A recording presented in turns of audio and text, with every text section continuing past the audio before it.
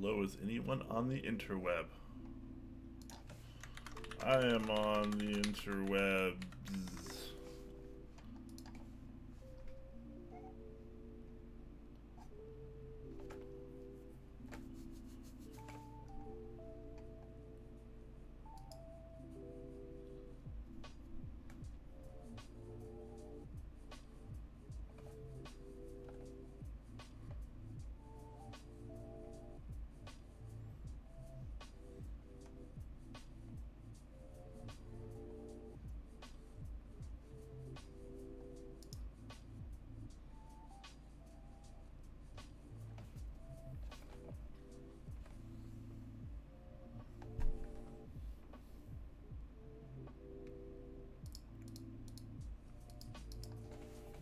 Hey, you are early? I am.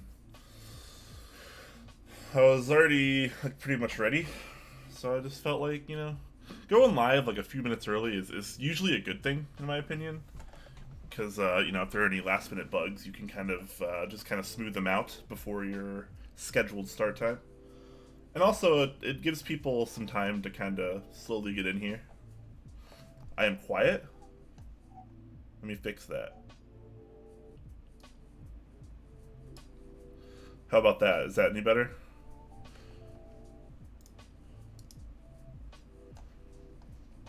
I am quiet, huh?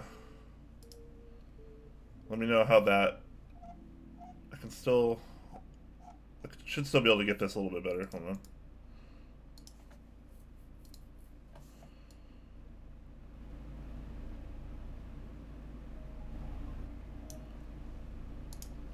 How about now? How do I sound now?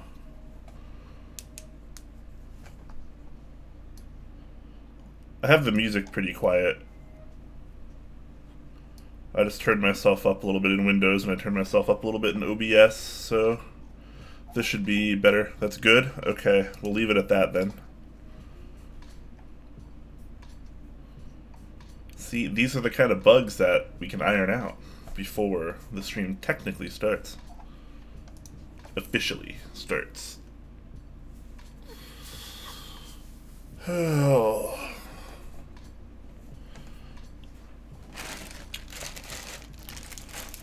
Hope you guys are all doing swell on this Black Friday.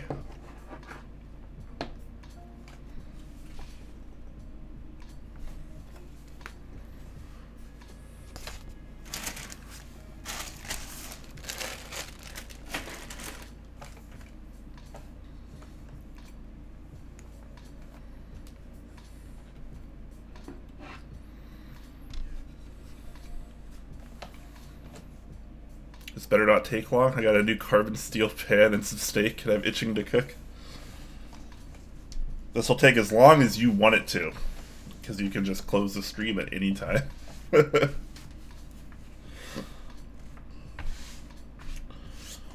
But you should also make me a steak. Steak sounds pretty good. What's up? How's it going, man? Just doing some pre-stream chilling, entering my zen for building and things of the like.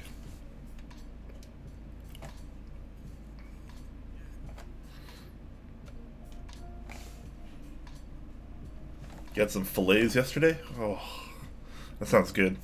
Christmas Eve, it sounds like my family's going to be doing prime rib. Like a really, really nice prime rib. So I'm very excited for that.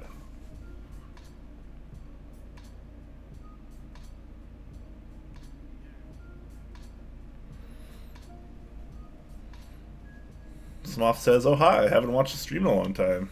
How's it going, man? Glad you could make it out. This is just a little chill building stream. I'm a little early, so I'm just kind of chilling, getting in the zone here. Hanging out with you guys before I officially go live.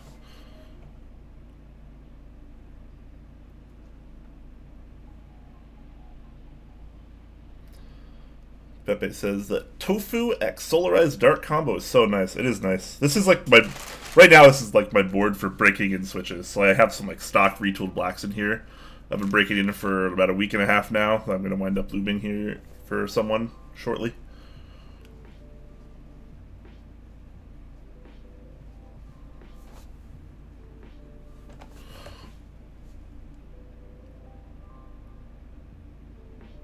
Oh my god, Subnet, let me into your family.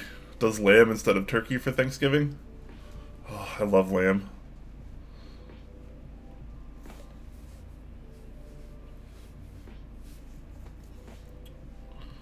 Oh, it sounds so good. I'm kind of hungry, honestly.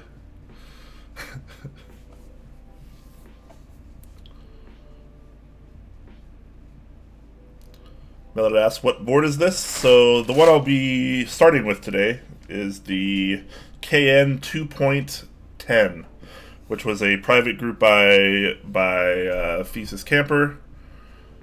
This is kind of under like the Kira brand, I guess you could say. 60%, no weight. Not terribly complex. You know, there's obviously some design language going on the bottom, a little bit on the side, stuff like that. But a nifty little board, nice little 60%. This is a build for a customer. So he decided he wanted a Zeal 60 PCB in here, a polycarbonate plate, Zeal stabilizers, and he lubed some Helios. So that's the opening salvo. Depending on how long this takes and how I feel later on, I might move on to some other things. Did you send Olivia's keyboard back to her? The Kira EXS? Yeah, I sent that back to her only a day or two after I streamed it. So she's had it for a while now. Looks like a small duck from the side. Yeah, it kind of has that duck-esque thing going on the sides. It's just a little shorter. It's pretty nice, though. I like the way the plate system's kind of interesting. It's like sandwich, but it also it has kind of this like lip that you can kind of see there. So like it sits in, and then it goes over.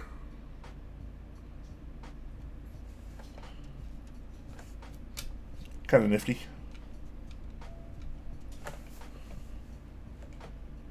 What is this again? This is the KN 2.10. It was a private group buy from Thesis Camper.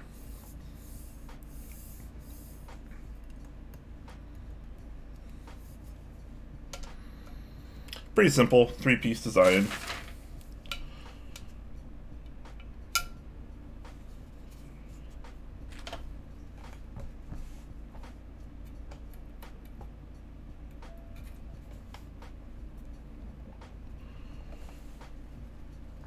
So we have the bottom here. Looks like this person decided to put some kind of shelf liner basically in here, maybe for a little sound dampening. And then of course this is going to be our PCB, Zeal 60, very nice, has that SMD RGB goodness. And then this polycarbonate plate, which is kind of like lipped here, kind of neat. That goes over there, and it's basically sandwiched between that and the top, which is a very simple piece, very simple ring.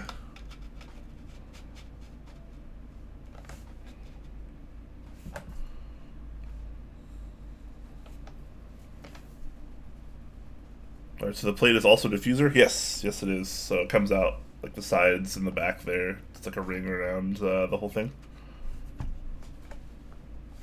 So that'll be kind of interesting to see how that plays with the Zeal 60.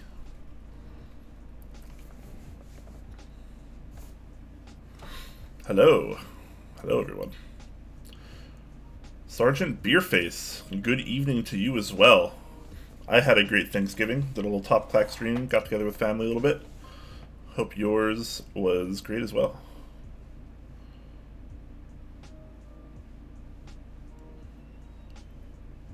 Yeah, this is the KN, I think it's called the KN 2.10, if I'm not mistaken. Someone can correct me on that if I'm wrong. But pretty sure that's right. Oof, that blue board. Yeah. Pretty nice. Pretty nice. Sorry you missed the stream. No, no need to be sorry. I mean, it's Thanksgiving anyways. People are busy. I just, felt like keep on keeping on,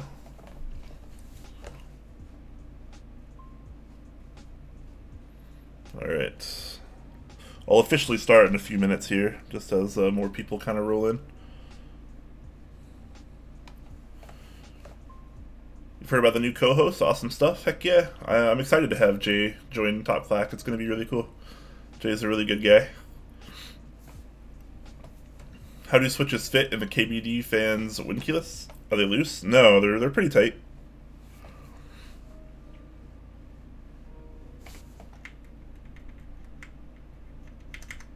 Yeah, I don't remember having any issues with them.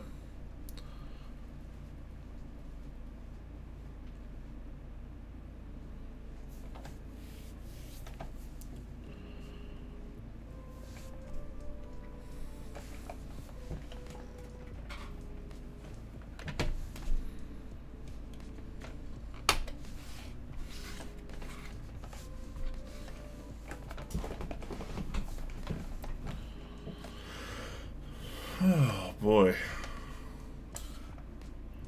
Today's a good day. It's a very chill day. I like chill. Just gonna hang out, do some keyboard stuff, have a good time. Oh, something I actually wanted to talk a little bit about, because I just got them in today, are the Geek Maker Creamy switches. So a while back, Huey and I ordered some of these. I think they were like a group buy or something. And they just recently came in. And if you're not familiar with Creamy switches, I'll actually post the link here.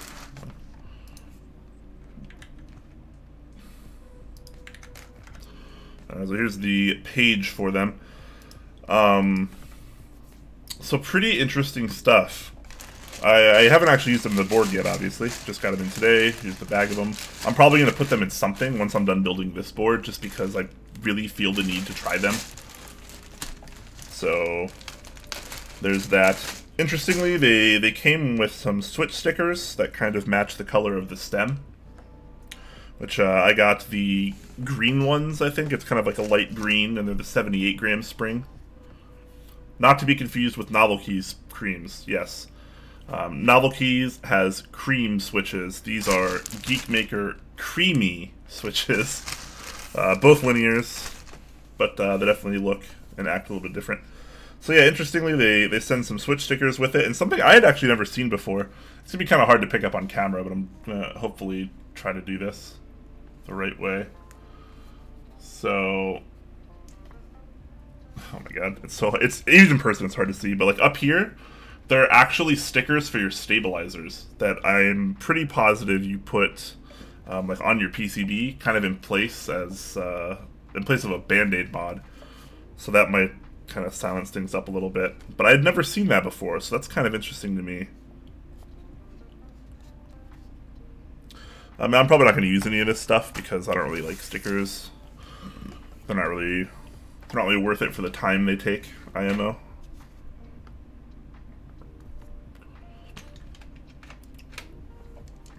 But yeah, these switches are actually rather interesting. So I took one out and I started playing with it like this, and I kid you not, I audibly went, oh. These are actually pretty darn good. It's a very stable switch. It's very smooth. It's definitely a rival of Telios in smoothness. It might even be a little bit better, if I'm being honest. I haven't really compared them side by side yet, but these are crazy smooth, guys.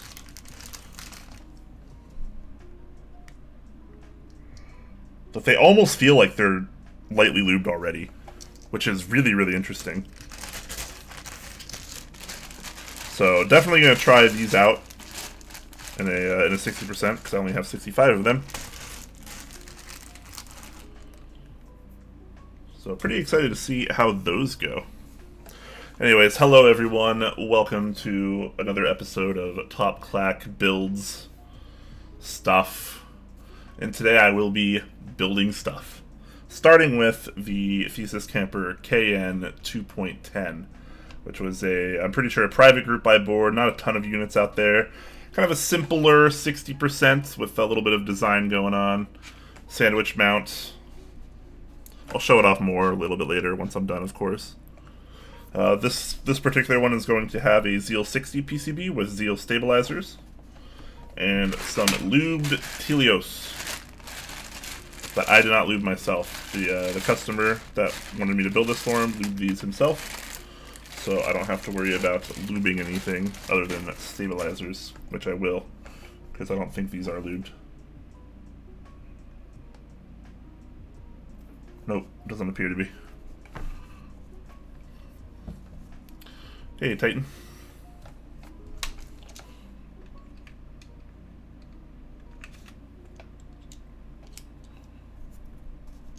Hope you guys all had a swell Thanksgiving and you're having an even better Black Friday. Anybody get any crazy deals on anything today? I haven't really done any Black Friday shopping because I can't really afford it. So I haven't really looked around. But I've seen some nice deals on things here and there.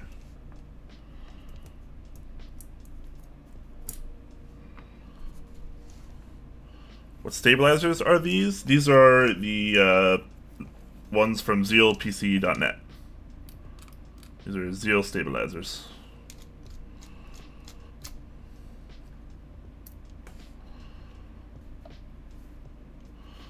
The previously mentioned carbon steel pan and chef's knife. And steak, apparently. I'm jealous. I better see pictures in the Food and Drink channel. Got a MacBook for your daughter for school, says NGB. Wow, that sounds expensive.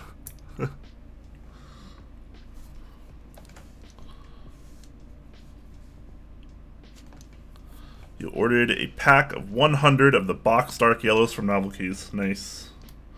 Nice, taking advantage of that Novel Keys Black Friday sale. I like it.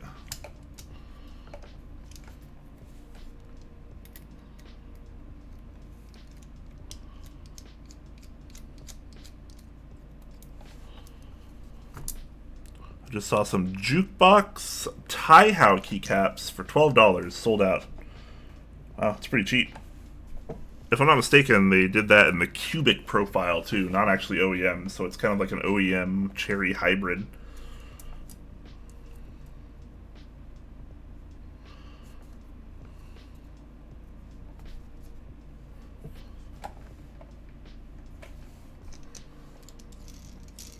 Is that Nanch magnetic tipped? Yeah.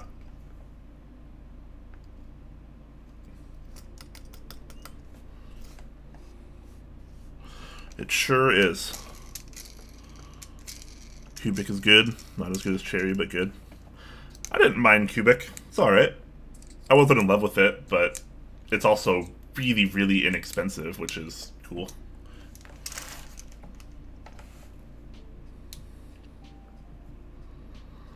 You can also make them more magnetic with a magnetizer. Yeah, I have one of those as well.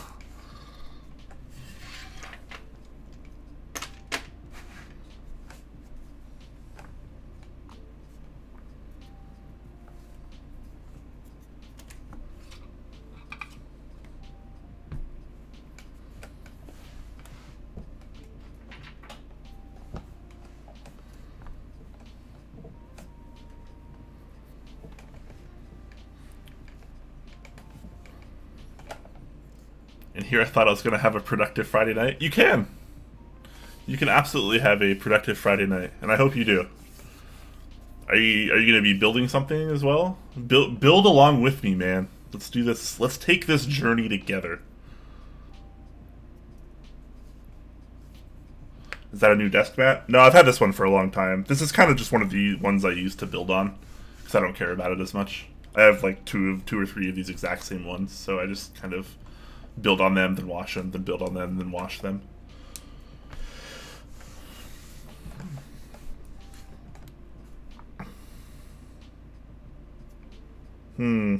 Looks like these were lightly lubed at one point a long time ago. Oof. Kind of gross, actually. I'm gonna have to clean these.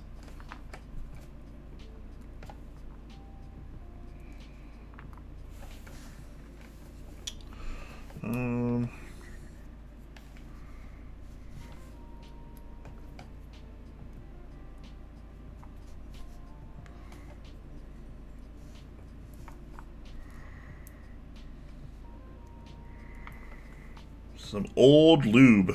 That's what's going on here. I'm going to get something to clean these off with. I'll be back in just a second. I just need to run to my closet real quick.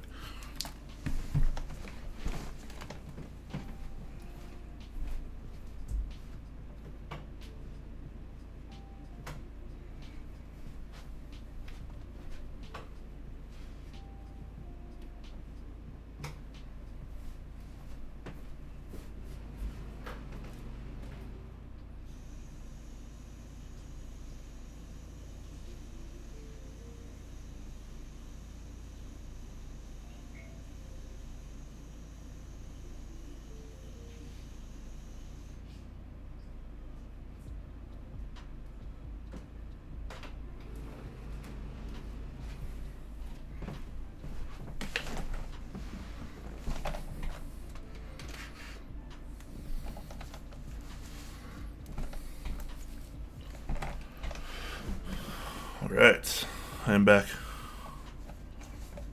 So I just got a little washcloth that I put a little bit of hot water and soap on. Got it a little wet, and also have one for drying as well.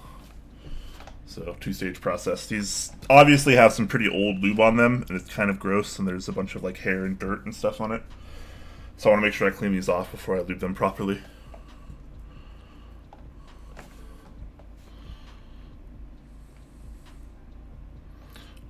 You're lubing up some retooled blacks with 105 for springs and 3203 for stems. Nice. Let me know how that goes. I still haven't tried 3203 yet. I have some. That's probably going to go on my next batch that I do for myself.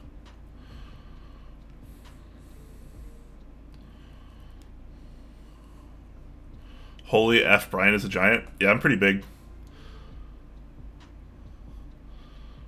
6 foot 6 inches. I'm 6'4", 6 foot 4 inches. So 193 centimeters or whatever. But I also weigh like 300 pounds, so I'm just a big person. Security? I used to be a security guard.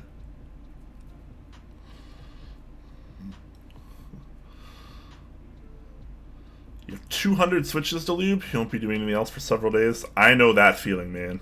I think a lot of us have been there.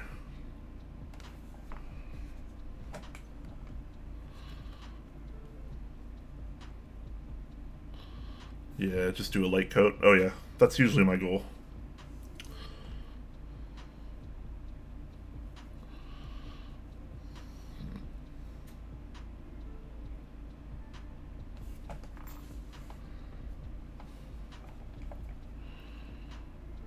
F for Pepe. Hey man, lubing switches is alright. It's therapeutic. You learn something. It's all part of the experience, right? It's all part of the journey.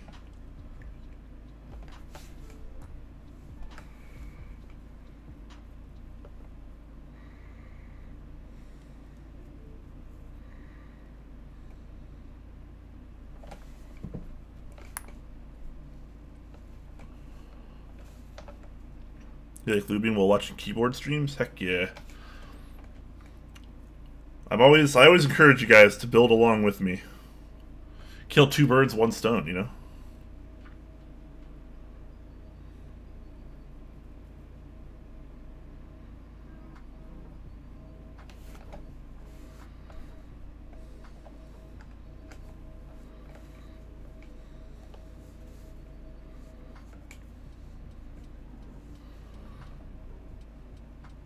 Is the music too loud for you guys, by the way? I forgot to ask.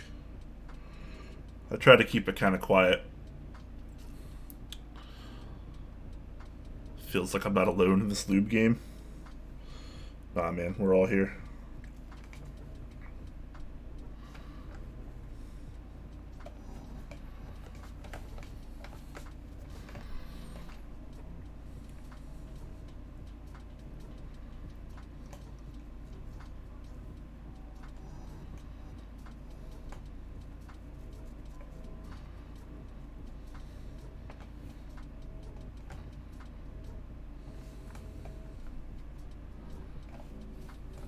So this build will only require 3 stabilizers because he wants an HHKB-esque layout. So that's always nice.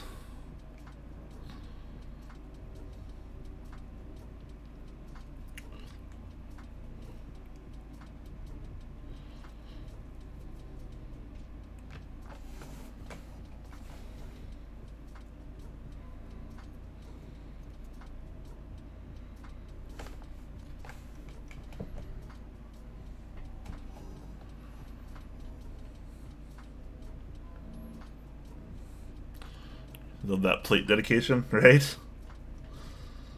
Screw universal plates, man.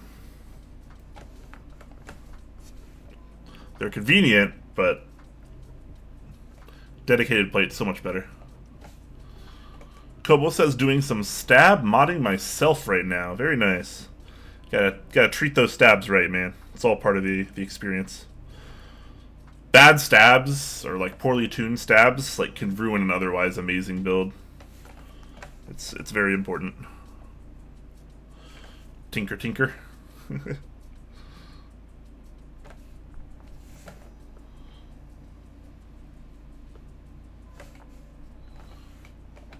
That's right, we're all tinkerers here.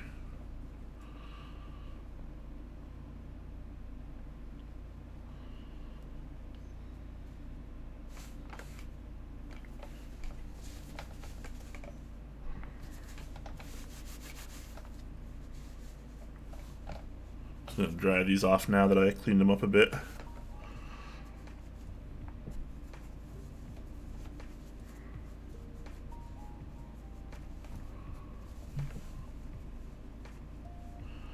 Nebulan says, I am deciding on my keyboard / keycap combination rotations.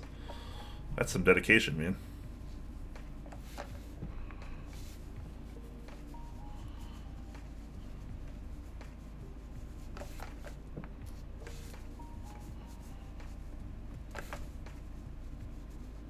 Gotta keep it fresh, that's right.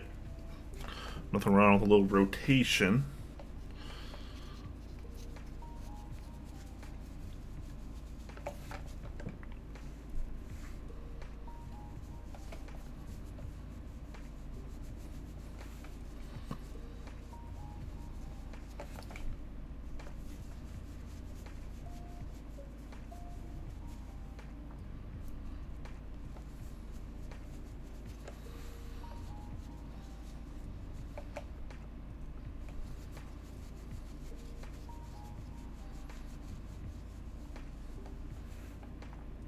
Pluto says, I feel like I'm one of the few that get a key set and once it's on my build, it's there for life.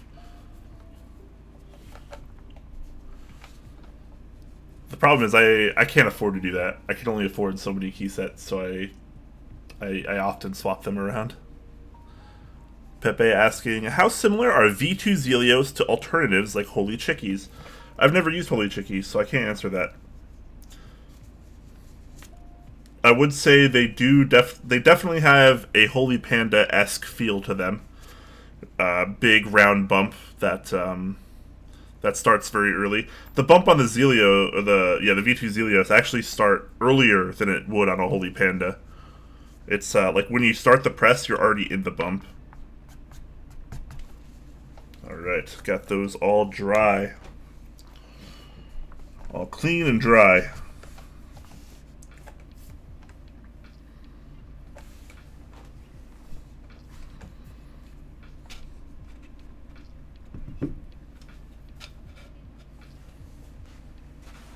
Set that off to the side for now while I lube these stabilizers.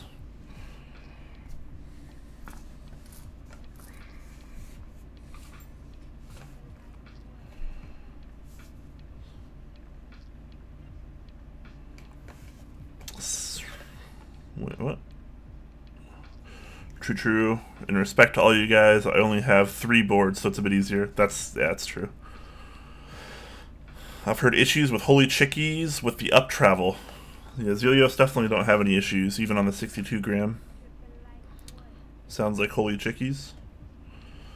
Yeah, I still haven't tried them, but I need to. Just read somewhere that you created the Holy Panda, is that true? Yeah. But I mean, it was gonna happen eventually, whether I did it or not. You know, that's kind of that was kind of when switches, like the hybridization of switches, started becoming really big because someone put Zelio V1 Zelio stems into Panda housings, and like it was good, and everyone was like, "Holy crap, this is awesome!" And like I just happened to have some prototype Halos at the time while I was actually making Zondas for a board, and I was like, "Well, let me just give that a try," and I was like, "Oh, that's really good. I like that a lot." And so I tore down all my Zondas and I redid them and called them Holy Pandas. So that's how that happened. But I mean, if I didn't do it, someone else would have done it eventually. It was just a matter of time. It would have taken a little bit longer though because I had prototype Halos.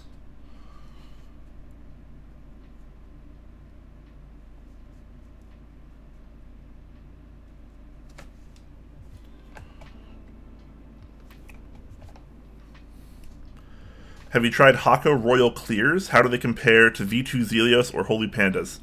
Yeah, so I've tried the Hako Royal Clears. They are good. I do like them a lot, actually. I think they're very underrated. But it's still a little bit different.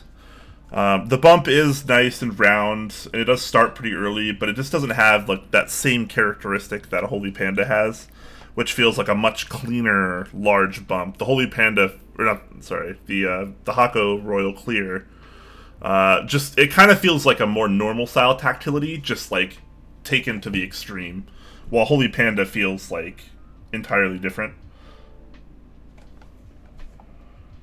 But the Hako Royals are still pretty good, and they definitely get you closer to a Holy Panda than a lot of other Switches do.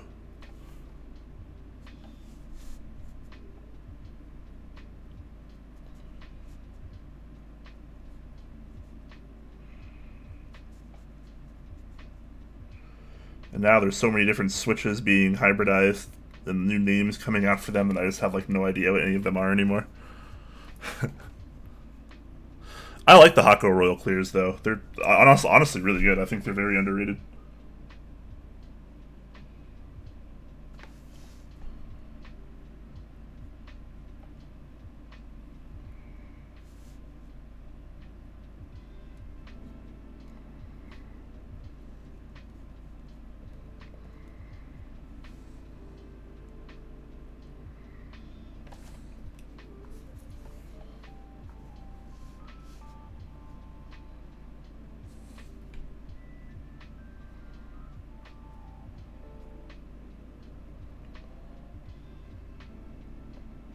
They certainly are tactile, though.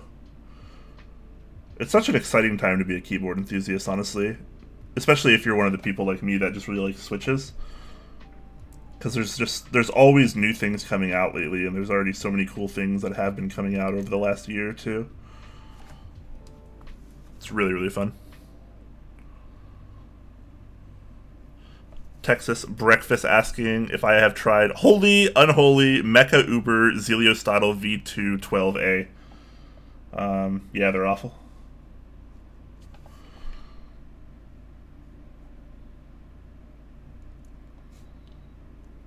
Do not recommend those.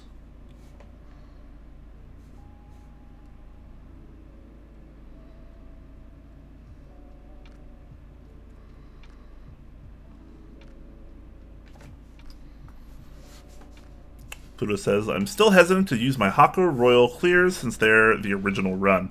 So, pre-tooling.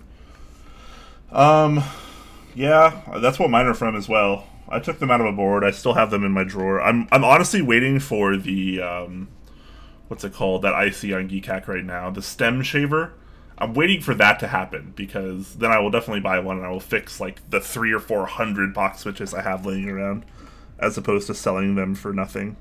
Because I do like a lot of the box switches, I honestly do, and I'd like to use them. But I also don't want to harm my GMK keycaps, so I will wait until I have a solution, like the stem shaver, which is very inexpensive, all things considered.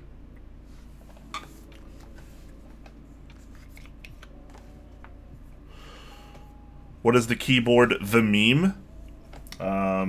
It was a private group buy run by Krellbit of SwitchMod.net. It's a 65% gasket mount. Fairly standard kind of design, nothing too fancy, but it has a big forehead. I can show you actually if you want to see it. 1 second. It's like right behind me in my closet.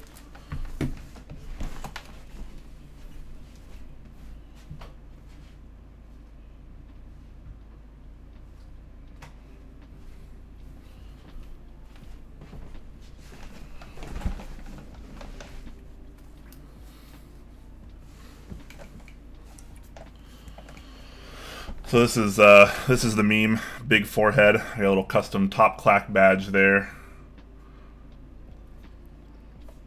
Then aluminum plates. This is gasket mounted. I have I mean, I'm not gonna take it apart to show you yet, but I do have a build stream if you did want to ever go back and watch that. There's gaskets. There's one here, here, here, here, here, and here, if I recall.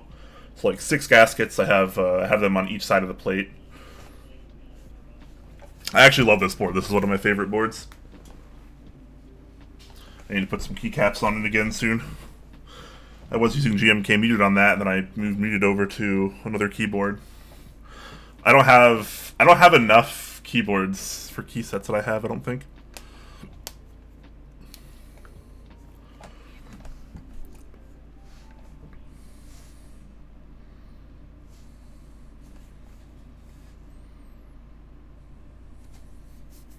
Anyway, yeah, the meme's pretty cool.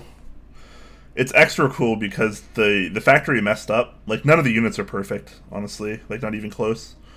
But the factory gave us, like, a full refund, basically. So we got the memes for, like, really cheap. Totally worth it.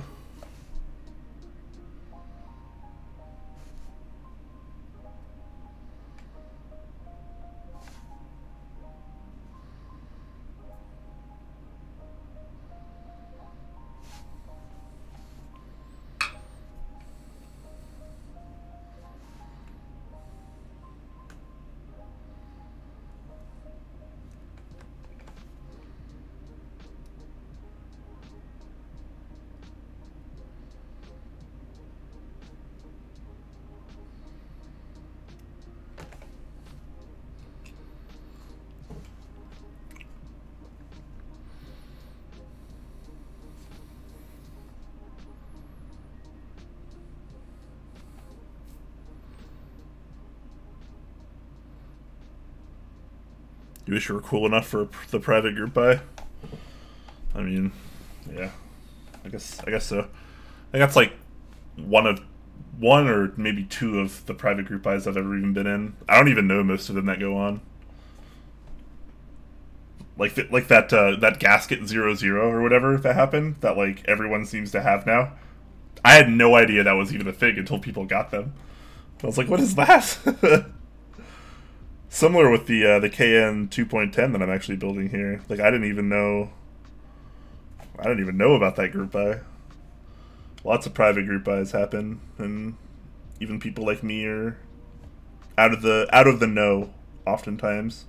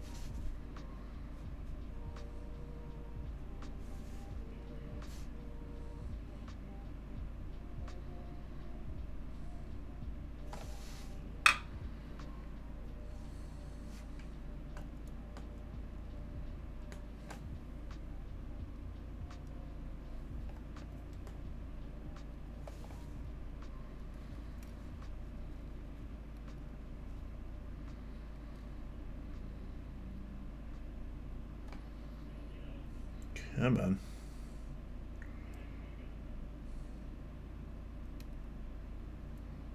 Oh, that's backwards. That's why.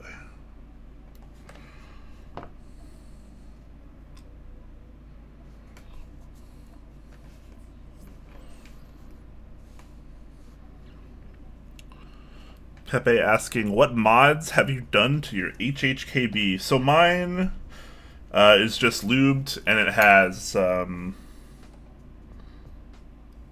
BKE Redux heavy domes in it. That's what I've done to mine. Nothing too fancy. I don't really like silencing. I think lube already silences it enough for me. I don't really need anything beyond that, so I just don't.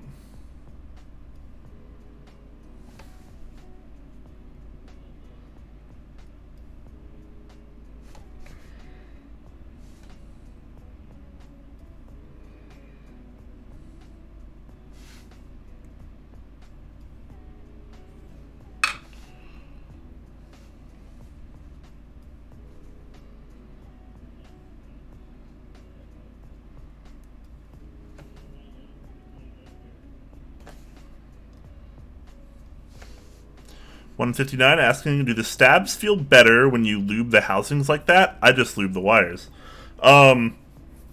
Yeah, I like the feeling a little bit more. I think it makes it a little bit smoother. I mean, it's obviously not like a huge deal. It's just kind of personal preference. You could totally get away with just looping the wires, and I do that sometimes too. That's usually how you eliminate most of the noise. But there's even plastic on plastic noise too, so this kind of helps combat that as well.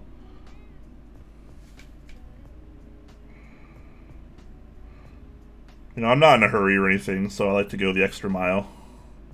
But yeah, you could absolutely just do the wires and stuff, and that's totally fine. It's just personal preference.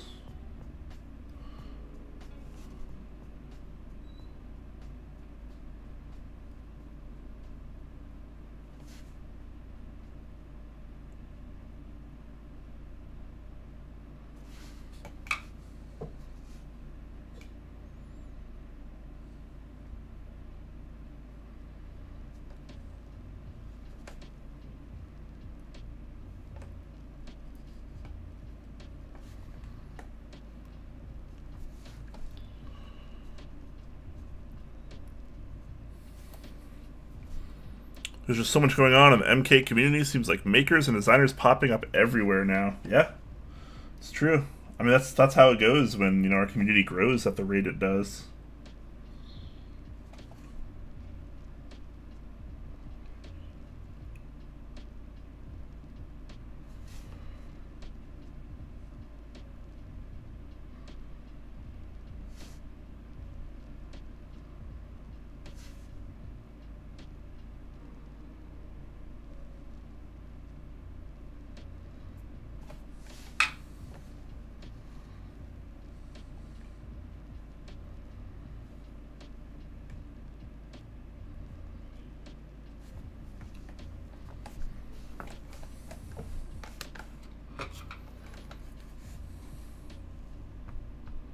Patiently waiting for Real Force V2 55 gram. Yeah, I don't know. I don't like the way the new V2 Real Forces look, honestly. I think they could be better. But, again, personal preference. I like the more OG Real Force look.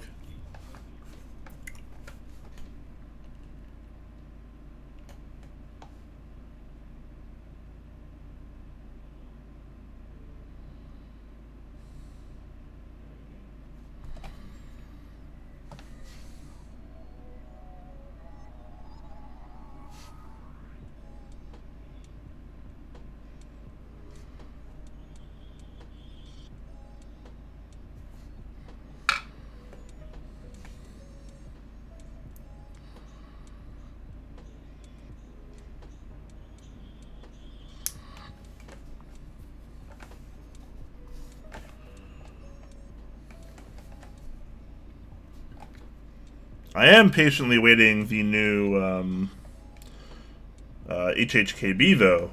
The presumably named HHKB Professional 3. I'm very interested to see how that one's going to come out.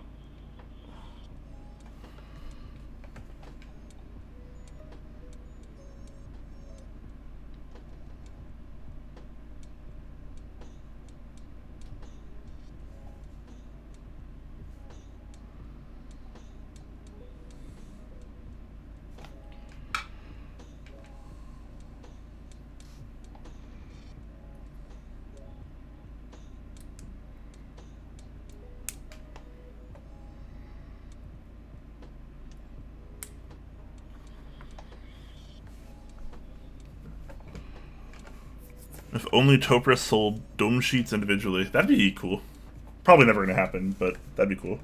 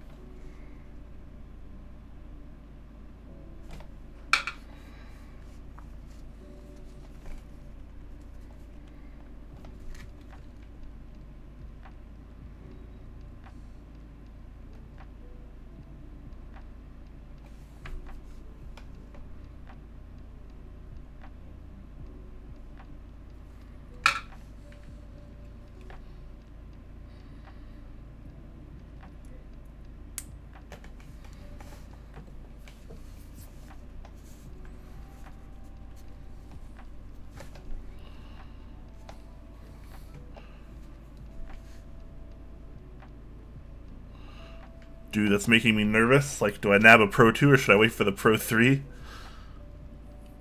Then, like, what if they change some stuff on the 3 that I'm not a fan of? Yeah, it's tough, man. It's tough. Don't really know. But see, the issue is also, like, the Pro 3 is still a ways out. Like, we're going to be waiting until next fall. It's almost a year.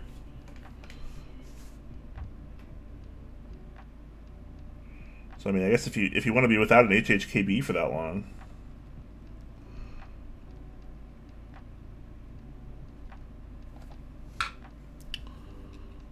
Just get both. Just get both, then sell the one you don't like as much.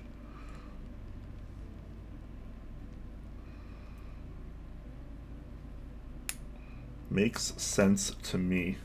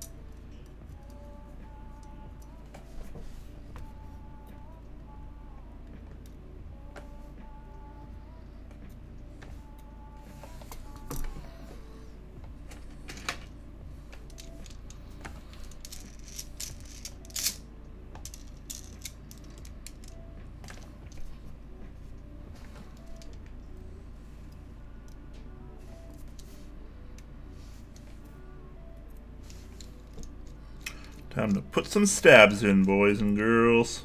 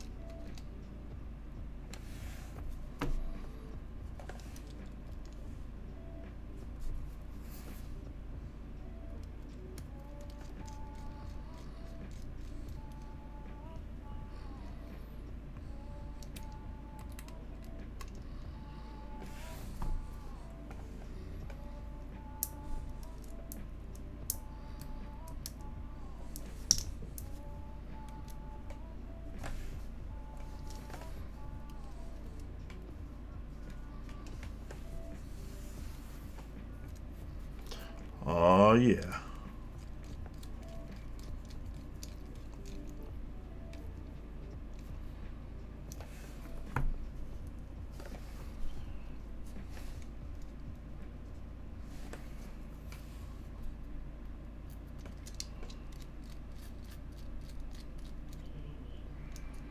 Alright, got these stabilizers in. That's probably a good time to test them. Grab some spare keys.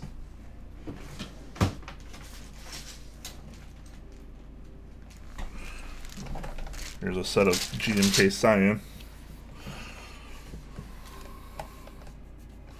So yeah, these are lubed Helios. The person I'm doing the build for lubed these himself.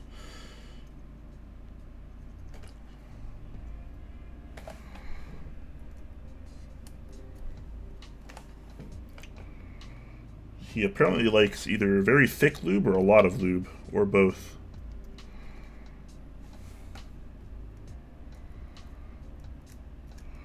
Alright.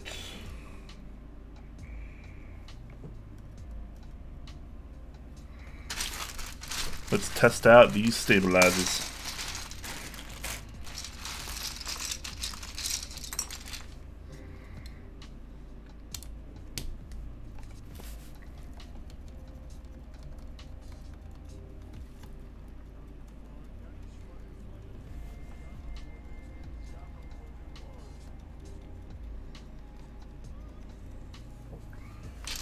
That's pretty darn good.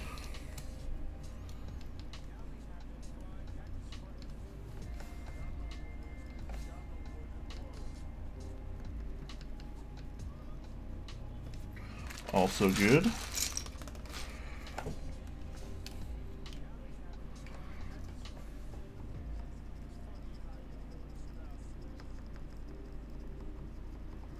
Also good. All right. 3 for 3.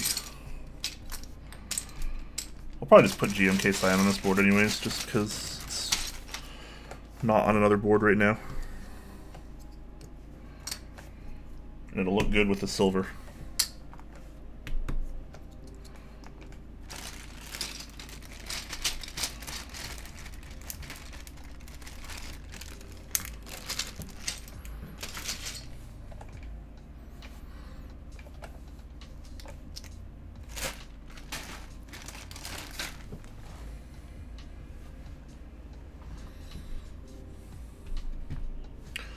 Did you get a DC-60? Some folks are receiving the wrong color. I did not get a DC-60.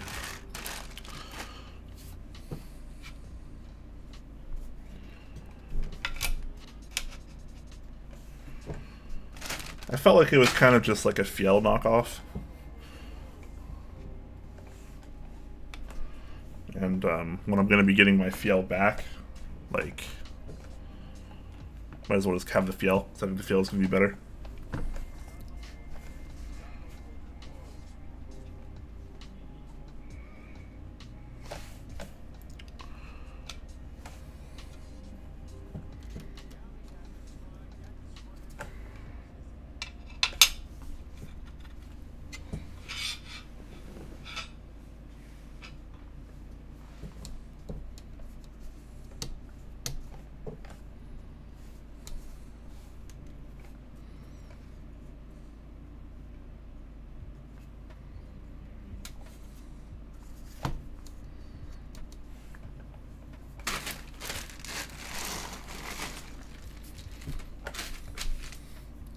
Yeah, I feel like the DC-60 is kind of a Fiel ripoff.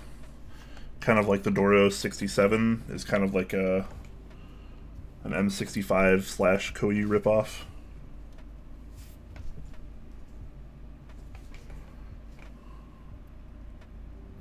Yep, KN 2.10 is what I am currently working on.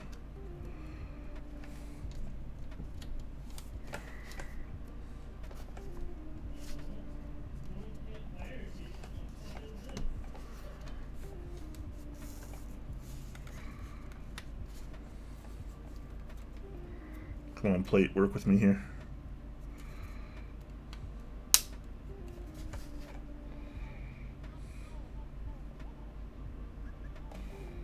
These were desoldered at one point too.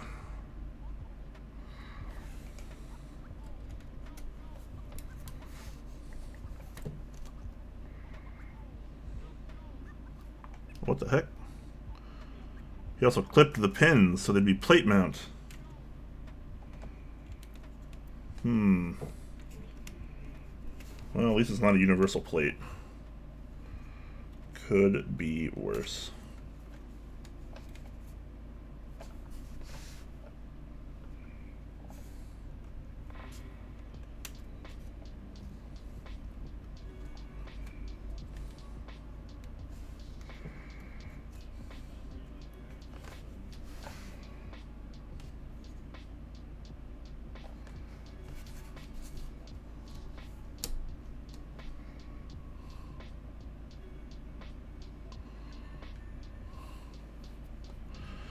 Alf did claim the design was before the Fiel. I don't know, man. It's hard to know what to believe, you know?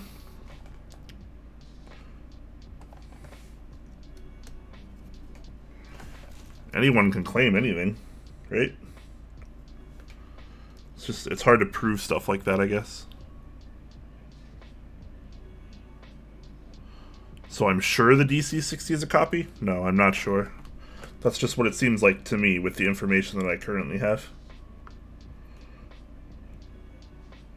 That's why I stated it as my opinion.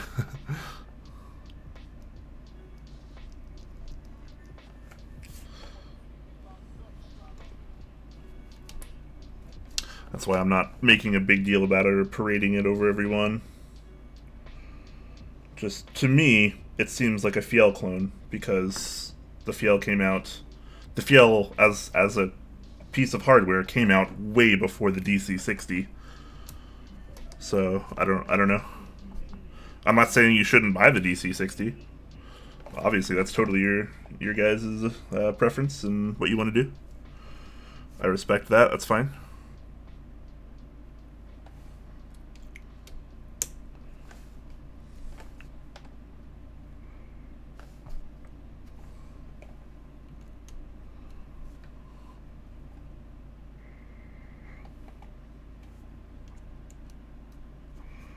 Alright, polycarbonate plate, guys. You guys know how much I hate to work with plastic plates, but I like using most of them.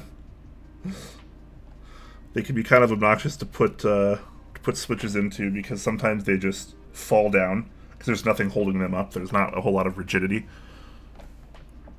Different price brackets anyways? Yeah, absolutely. The DC-60 is quite a bit cheaper than the Fiel. That's for certain. I like the Fiel more. Partly just because of I like Leandrin. I think he's a good person. I want to support him.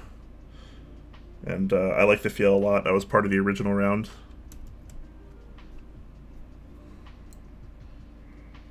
I think it's an awesome case.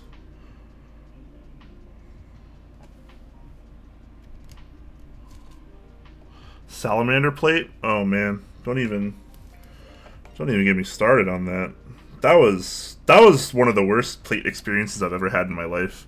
And there was like no payoff for it either, because like it wasn't even a good plate to use.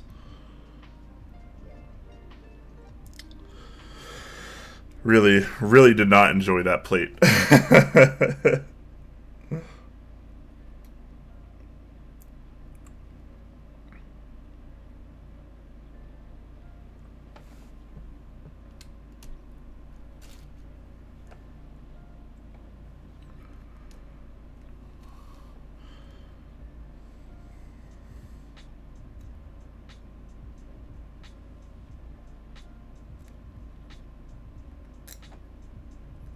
The heck?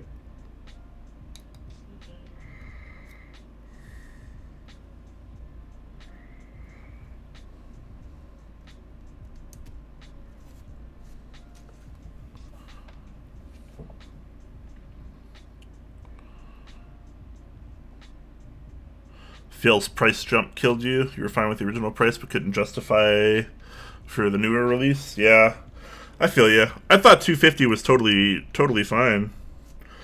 I'm a little bummed that it got raised, but, you know, it's business, I guess. but it doesn't mean we have to like it, of course. Although I think the newer one does include like a PCB and stabilizers, so at least you get something in return for the price jump as well.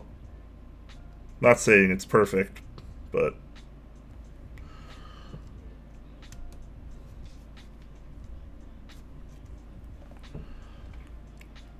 Go Blue Bro asking, does anyone know if the Real Force V2 will come with MX compatible stems? I saw some review with them included, but now I cannot find it and can't remember if they were swapped or not.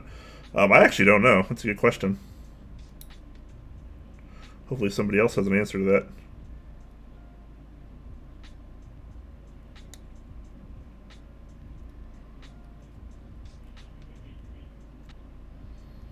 Some of these pins are like super bent. Oh boy.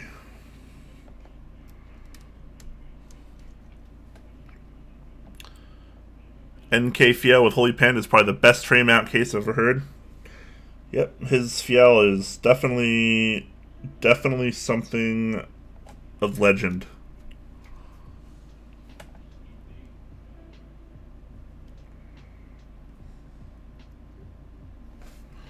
I was going to try to do this a little bit more on camera. Sorry, guys. I'm still not really used to this overhead camera view.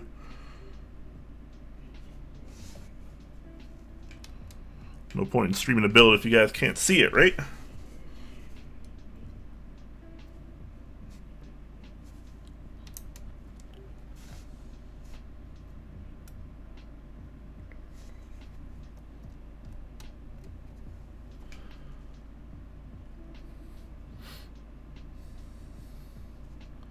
This new setup is awesome. Thanks, man.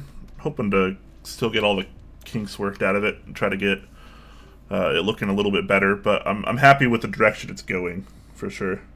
It's a lot better than it used to be.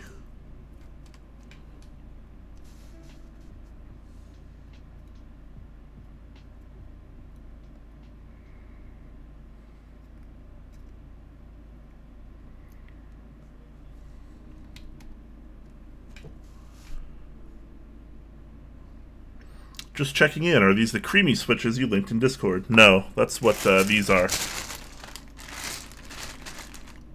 I'm going to be working with these after I'm done with this build, because I'm very interested to try the creamy switches in a build.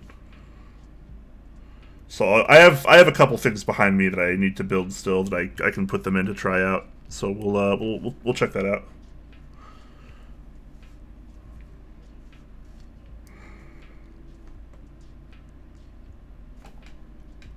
Or maybe I'll put them in my tester board just for the sake of use. I need to take the switches that are in there out and lube them anyways, so 2 birds, 1 stone, a little bit quicker.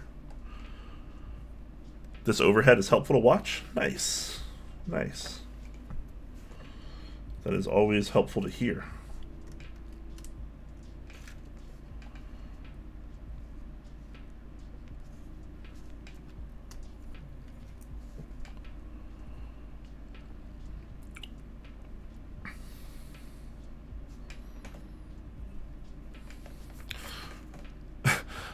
Requesting head mount GoPro for next stream? I'd have to buy a GoPro. I don't have one of those. That's expensive too. I don't even have any money.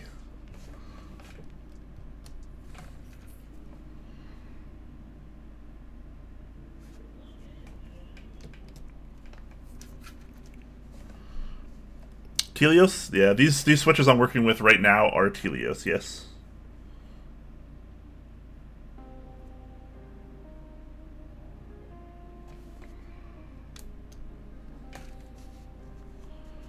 Have you seen the KBD fans RGB hot swap 60% PCB? I have not. Can you link that actually? That sounds delightful. So kind of like an HS60 competitor, huh? Which I did wind up ordering one of those from Dixie Mech. Because the HS60 looks pretty cool. I'm not like absolutely in love with hot swap or RGB, but I do think that as the community progresses, they, will always be prevalent and probably only continue to grow more.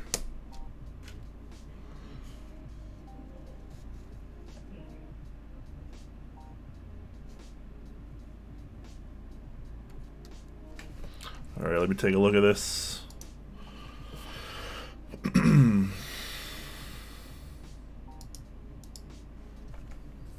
KBD 6X PCB RGB. So it's just like the one that I have here, except it's actually RGB because this one is not. Interesting. Only $50 too?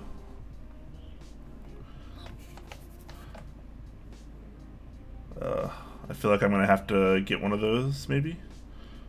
Wait a minute. It's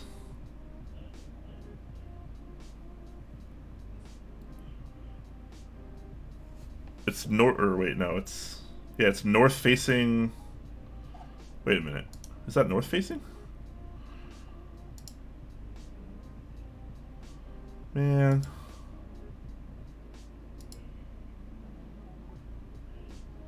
I'm confused.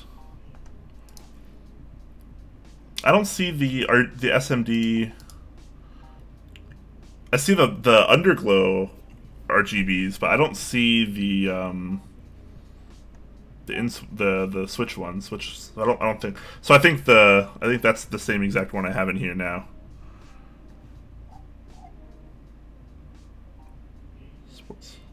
Yeah, pretty sure that's right.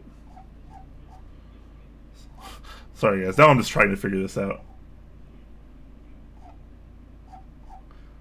Yeah, judging by these pictures, it's definitely not in Switch. Or north facing. Watch the video. Alright, hold on. So let me watch the video. Because the video definitely does look like it's RGB. Okay.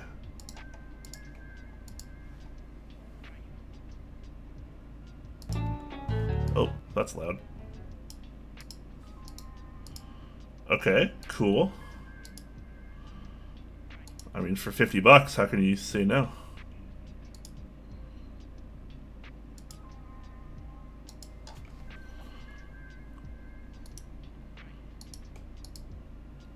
Yeah. That's a win. I really wish it were south-facing LED or south-facing switches. I really don't want to buy any more north-facing PCBs. I used to not care as much, but as I continue in the hobby and I use a lot more loop linears and silent switches, because those are, well, I mean, loop linears are kind of my preference. The clearance issue with cherry profile caps just gets me every time.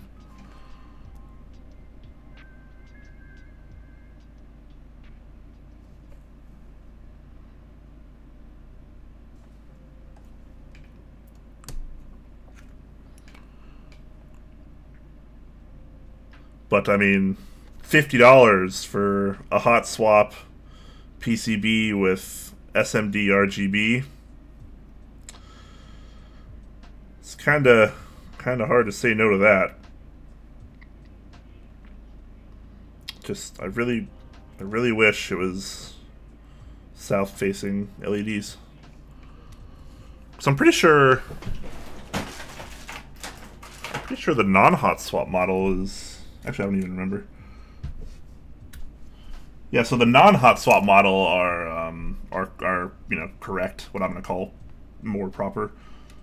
So they have the south-facing LEDs, which is nice because you never have to smack your Row 2 caps against your switches.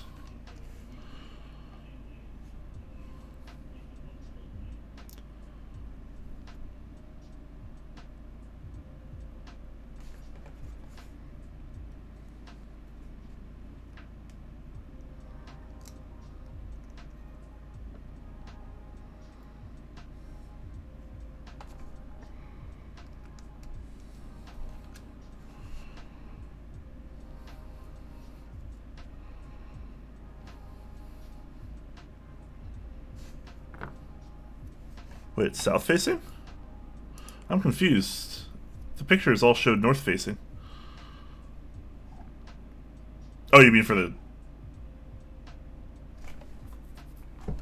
I am so confused. Hold on. Sorry, you guys. Okay, yes. According to this recent link, yes. Tofu HHKB RGB hot swap DIT kit. I think it's supposed to be DIY. But yeah, in these pictures, in that first picture with what looks to be like Canvas XDA or whatever, you can see the PCB, and it definitely looks south-facing, so that's cool. The last link confused me because the last link showed all the north-facing pictures.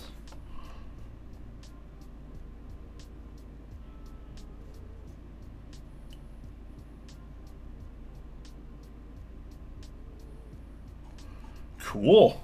Yeah. If it really is south-facing LEDs with hot swap and RGB for $50, like who says no to that, right? Like, come on.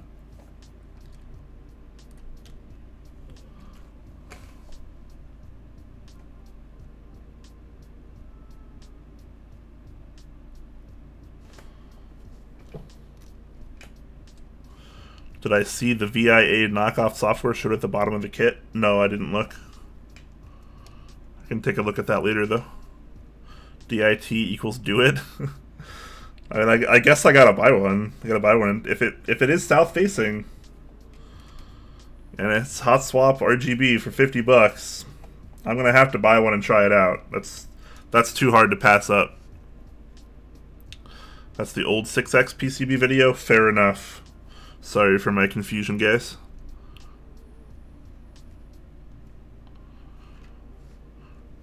It's a bigger deal for entry-level, super simple software. Yeah, absolutely.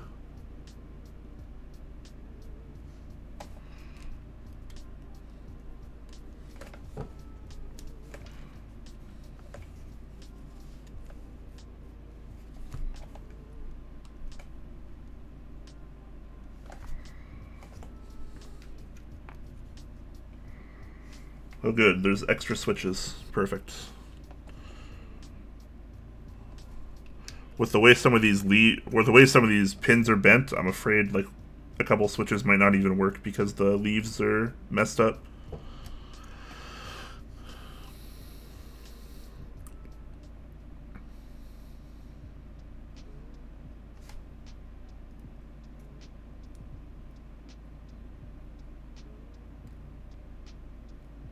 And maybe I'll ask Wei for a sample of one of those PCBs and see what happens.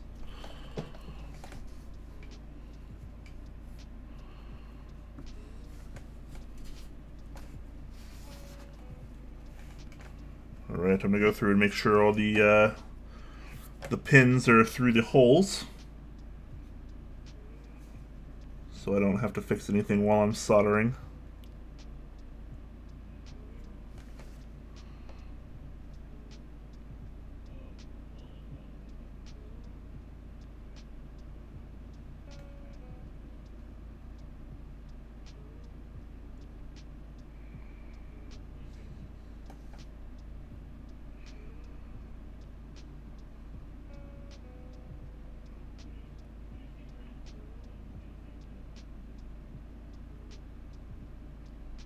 Alright, perfect.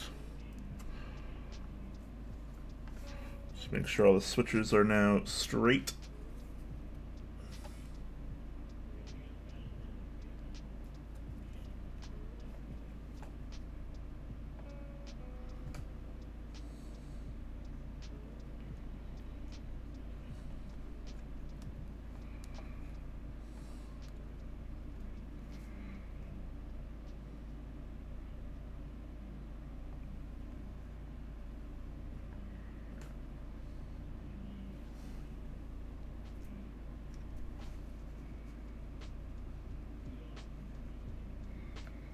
Alright, looks pretty good.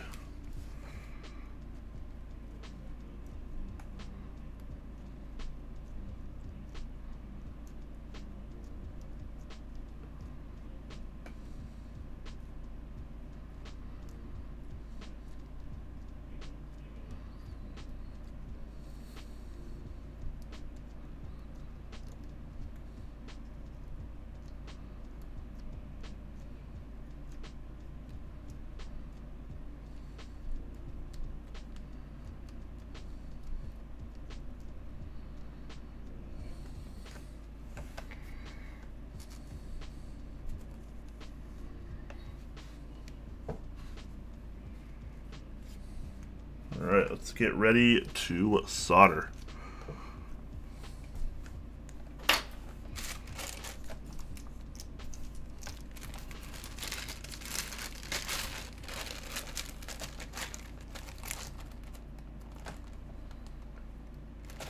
Yeah, the Rama VIA configurator is great. I use it for my, oh, this thing's a beast, for my M60. And it's an incredibly easy configurator to use, like super duper easy. It makes bootmapper client look like rocket science. It's so easy. Like you click on the key, then you click on what you want it to do. And there's no flashing or like booting up anything. Like you just click on what you want. It's amazing.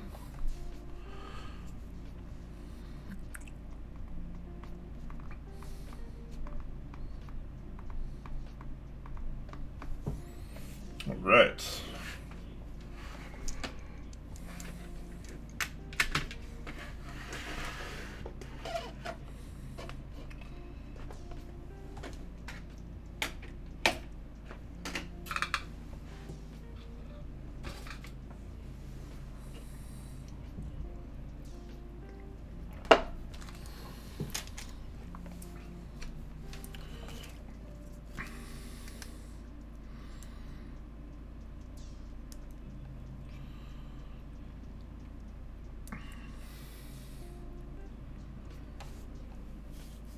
Not a watch guy? No. I don't know if I've ever really worn a watch. Not that I dislike them, I don't really have much of a use for them.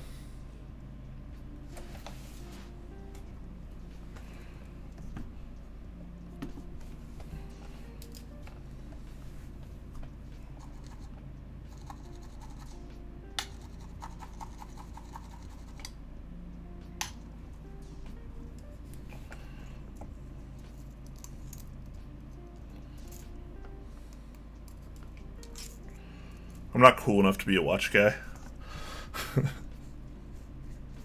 maybe one day.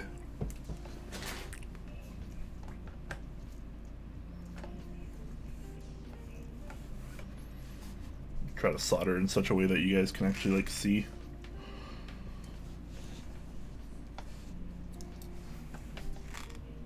But it's like also comfortable for me, which is like the hardest part.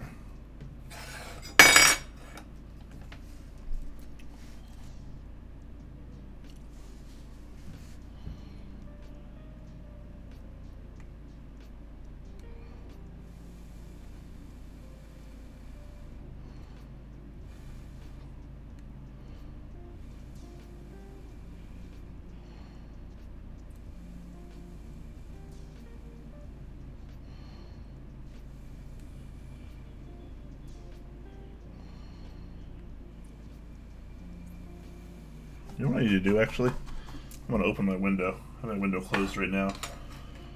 It's probably good to have some sort of ventilation while you solder, so I'm going to open my window really quick.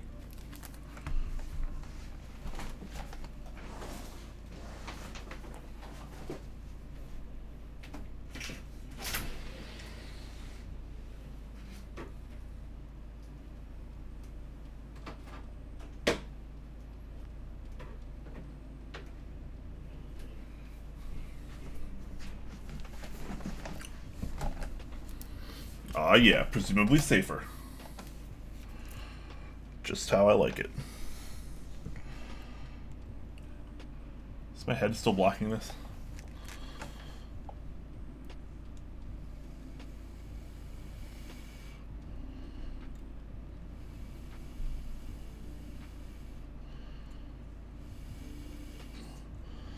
This is really hard to do with this angle.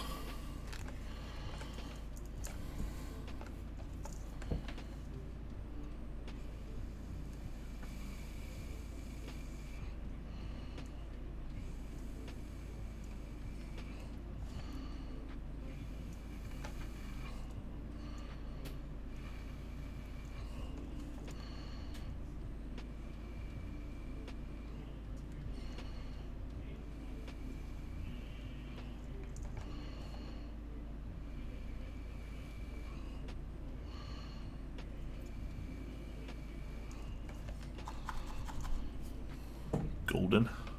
I am golden. I am Midas. King Midas.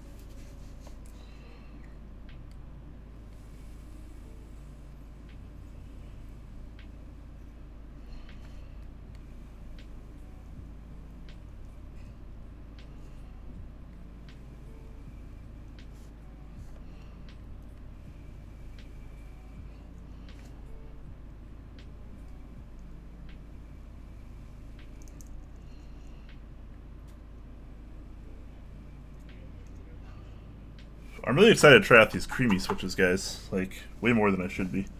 Because they honestly do feel pretty darn good so far.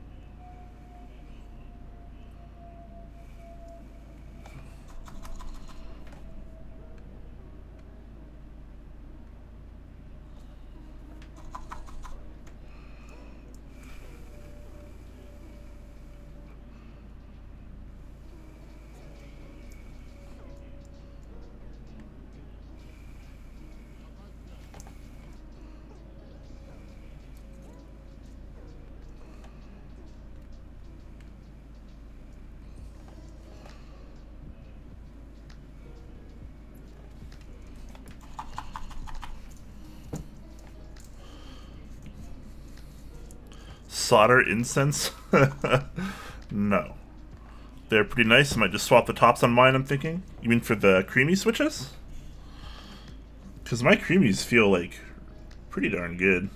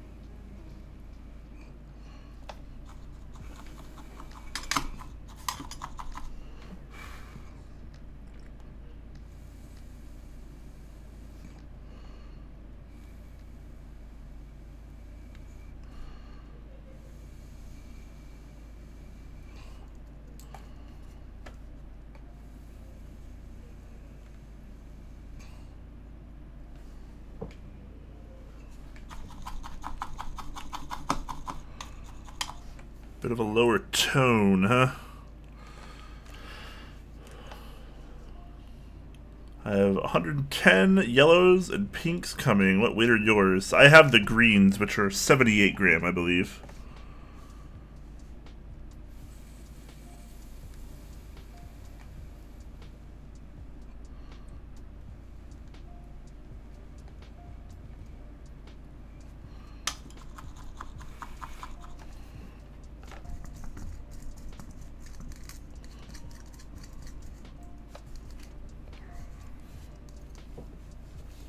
Alright, almost done. Last 2 rows.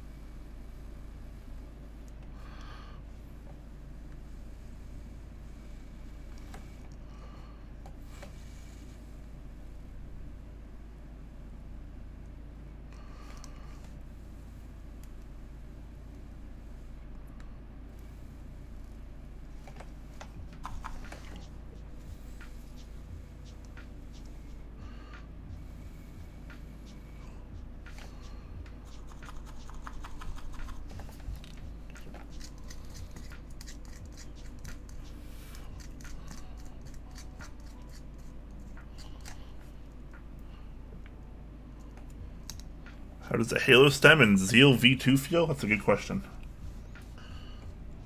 I do not know at the moment.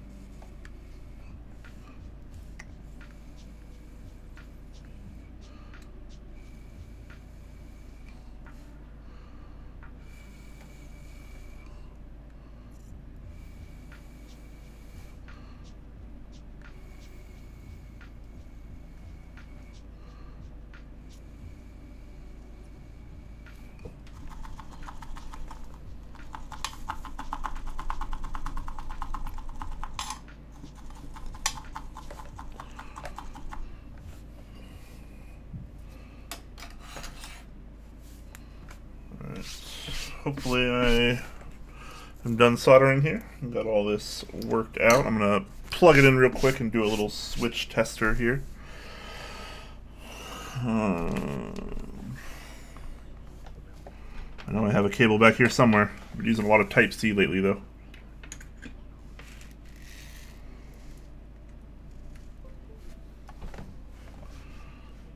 Alright, so let's open up a switch tester here.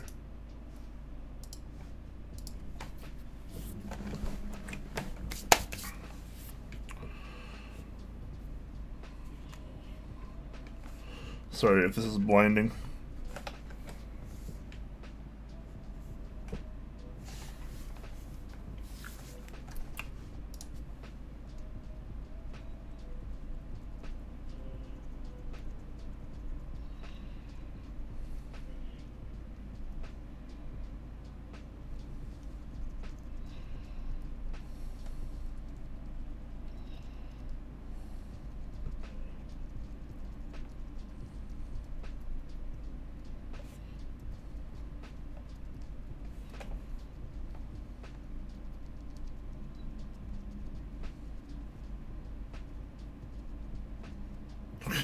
Okay.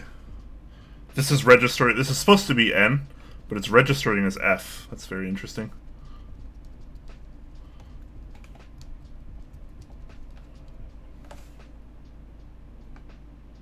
What? I'm so confused on what's happening right now.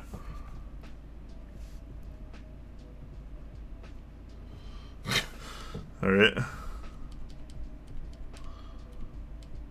Well, this key obviously does something, but I don't know what it's trying to do. Can we not do this right now? Is that a thing?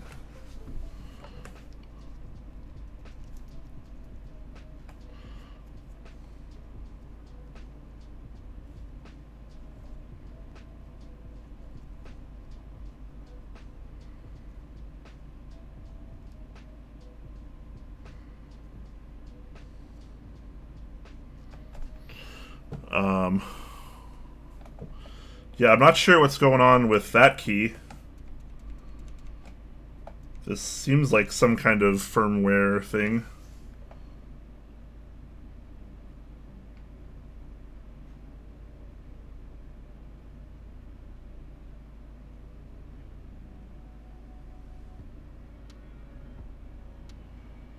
You know, the soldering seems totally fine. I'm not sure why space does this, though.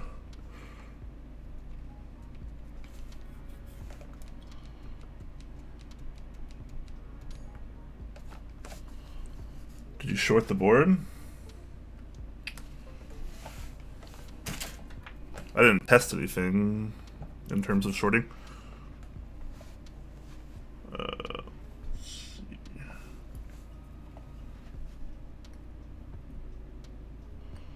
Yeah, for some reason, N is coming up F. My guess is that this PCB has been used before. It has been desoldered before. So I'm assuming that it just might not have the proper layout on it. So I think I'm going to attempt to do that first. If I can remember how to do that.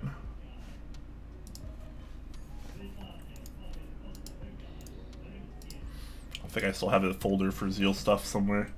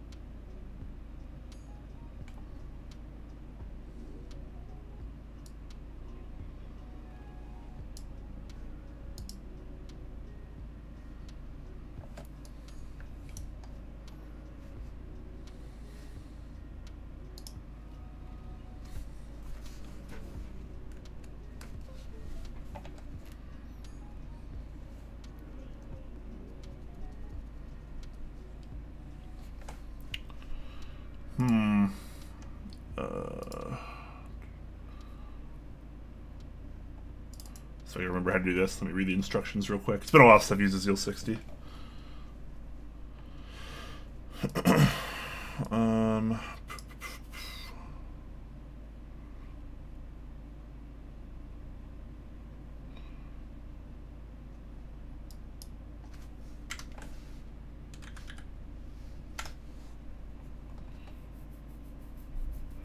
Zeal PCB, you need to short it, right? What? I don't think so. I don't remember having to do that, at least.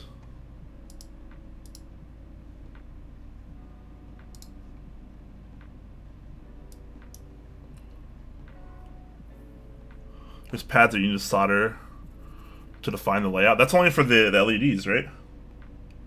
I don't think that actually has anything to do with the actual key map.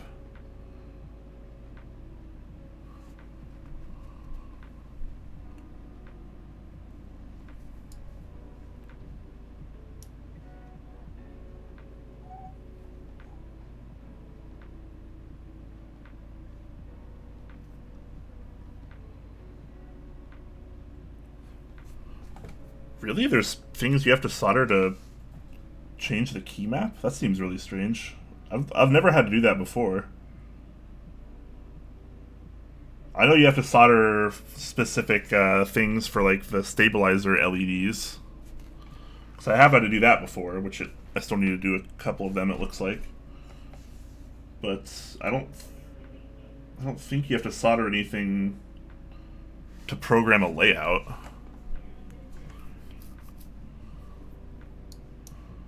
Alright, let me try to remember how to do this.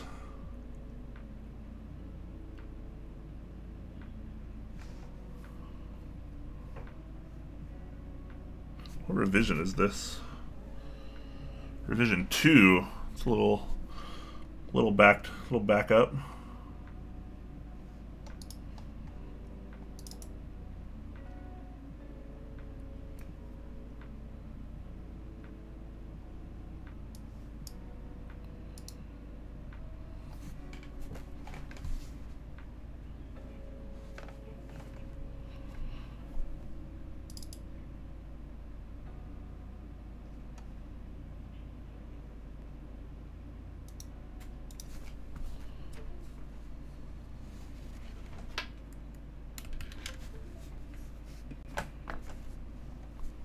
Alright, I remember this not being too difficult. I'm just going through to read the instructions at the moment.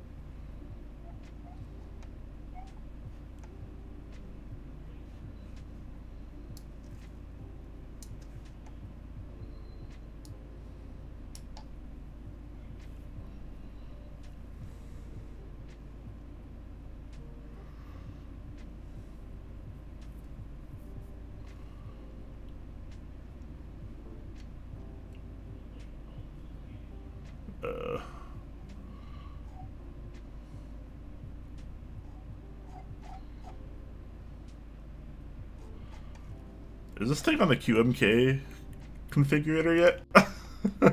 That's what I should look at first.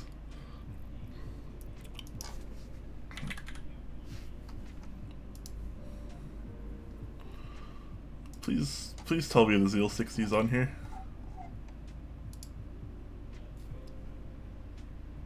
Oh man, hell yeah.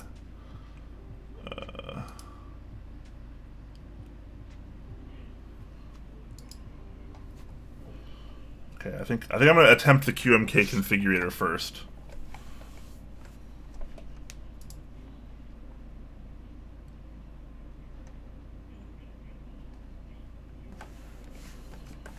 Oh, Zeal's giving me top secret stuff.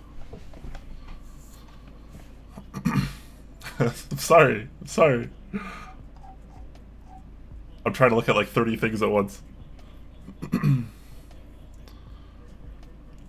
You can give you the beta hex to flash the hex so it's compatible with VIA.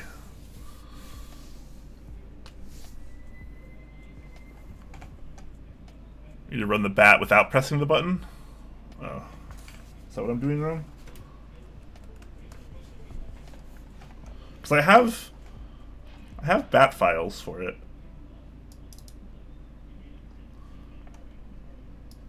It says error, device uses protocol version 1792.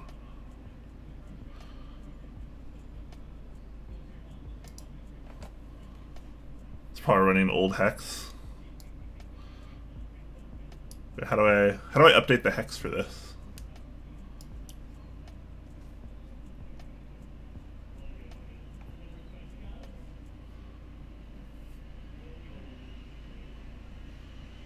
Just give the beta hex a shot. Oh yeah, flip. Flip is a thing, isn't it?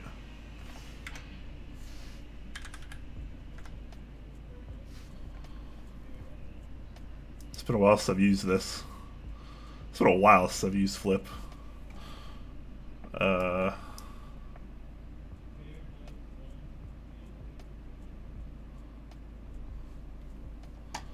Okay.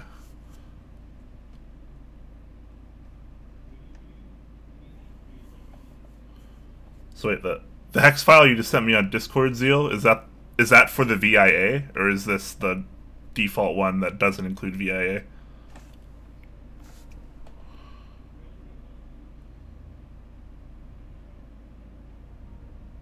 Okay, so this is the newest hex.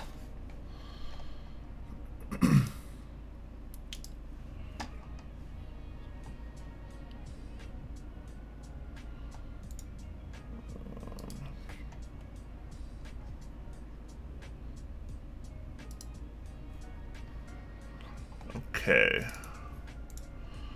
Me.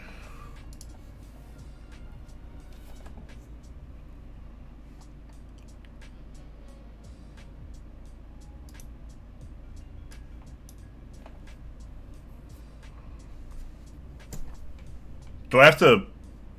Do I have to put this? Do I have to press the physical button to flash the hex? I honestly cannot remember how to use flip.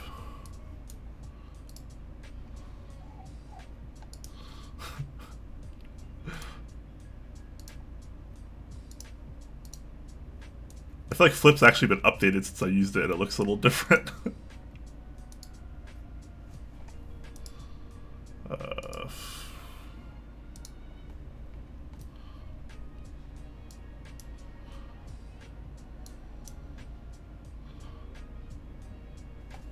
For flip, press button, connect USB, select hex. Wait. Press button when it's not connected in USB?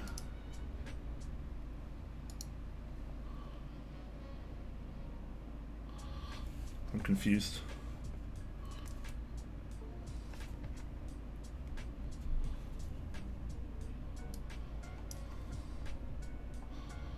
What is this, 2017?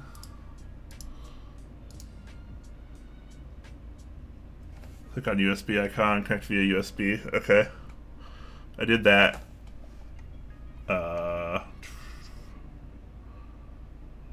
Where do I... oh, load hex file, I'm assuming. Oh my god, I have like flux all over my hand. Alright. Load hex file, yep. So I'm in there. Default hex, there we go. And I just hit start application. Is that how this works?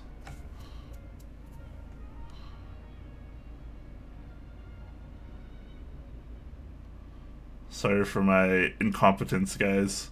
It's been a long time since I've used flip.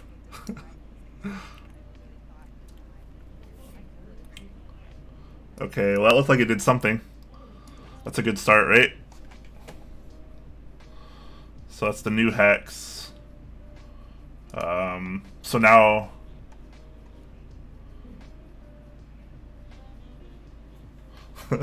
Zeal with the top tier customer support. Run, then start? Okay, well I think I did that. Now, can I use it with VIA now? Is that how this works?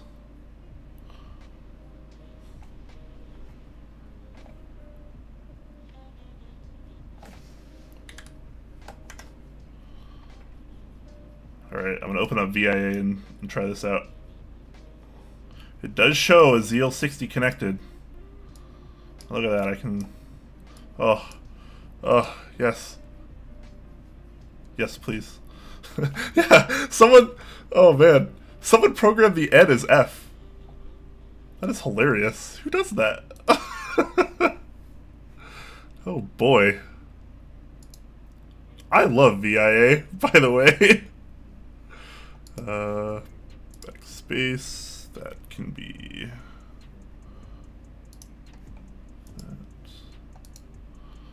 that.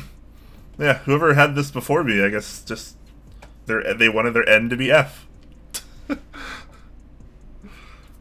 Hilarious, if I do say so myself. Alright.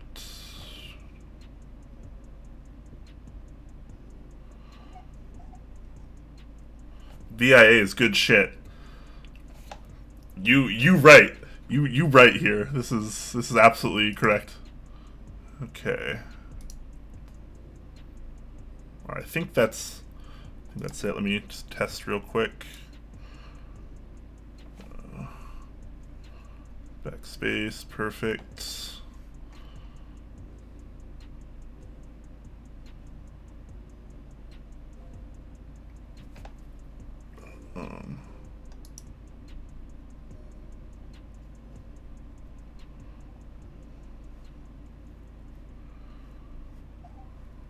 Right alt.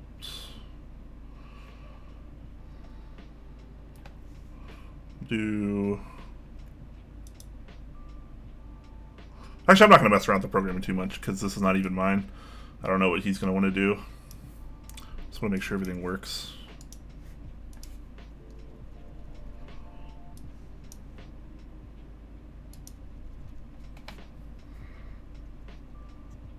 My right alt is not working though.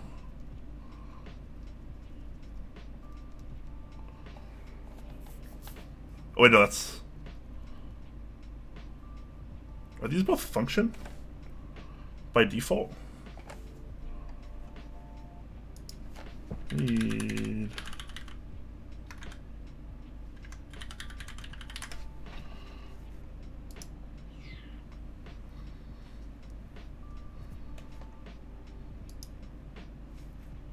Sorry guys. I'm trying to make sure everything works. I don't know if these are supposed to be like FN by default on this layout. Because like they changed the lighting. I mean, I assume that they have to be both FNs by default. Okay.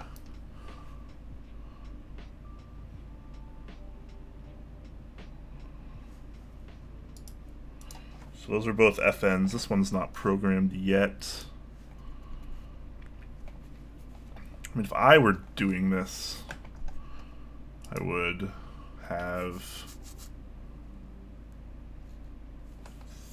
this be FN1, and then this would be FN2.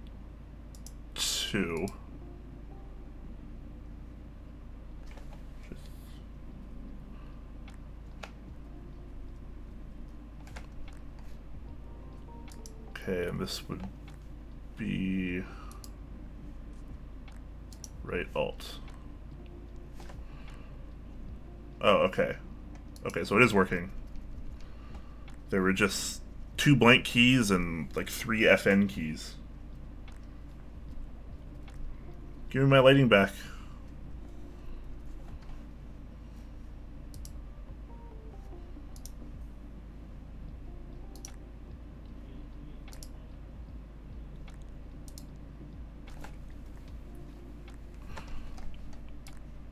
Alright. Everything works now, right?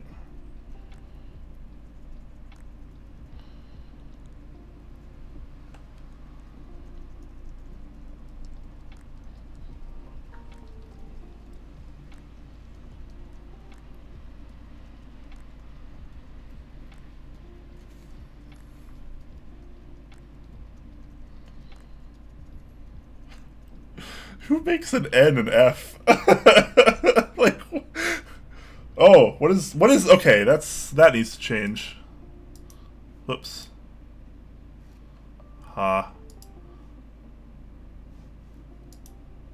That needs to be,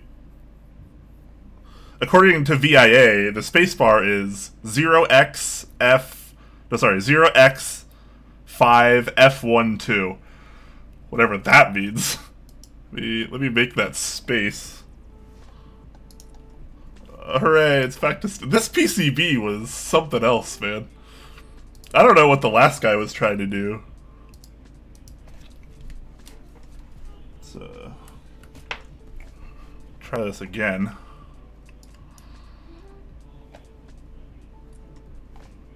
Okay. Ha. This PCB is... So whoever programmed this originally is hilarious. Alright, so that's FN. Those are the FN keys. Cool. Cool. Cool. Okay. I think we are good. I think we're caught up, guys. Sorry that took so long. Yeah, the VIA configurator really saves the day. Thank you for that updated hex. That is good. Good stuff. What switch is that? That is Telios. These are Telios.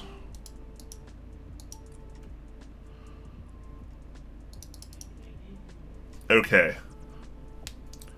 I love VIA. I love VIA. Just letting you guys know. Alright, so it looks like I have a couple LED lights not lighting up for like my stabilizers, which is fine. It means you have to actually like physically solder them. So my enters, neither of my enters, and my left shift. So I need to, I need to put solder on this pad right there, and that should activate that LED. And then for enter,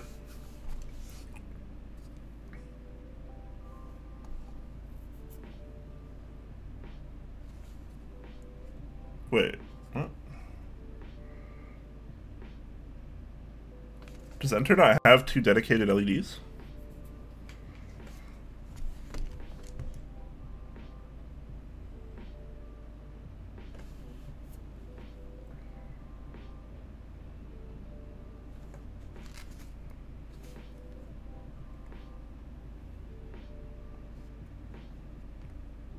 It's hidden under the ISO LEDs. Is that what this is?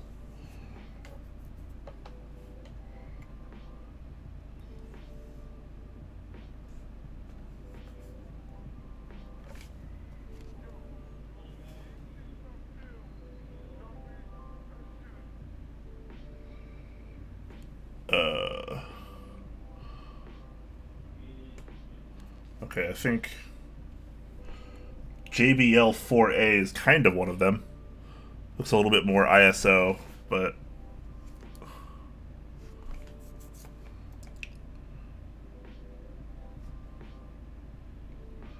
I guess, which one is this? LD5A?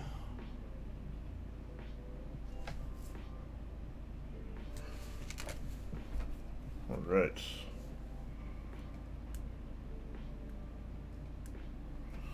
Let's go ahead and solder up these pads and hopefully get a little bit more stabilizer LED goodness.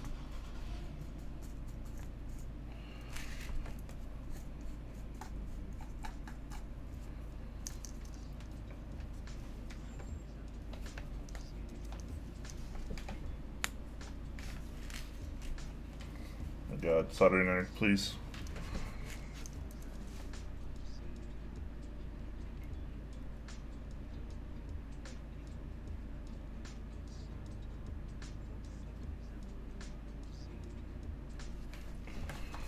Alright, there's one.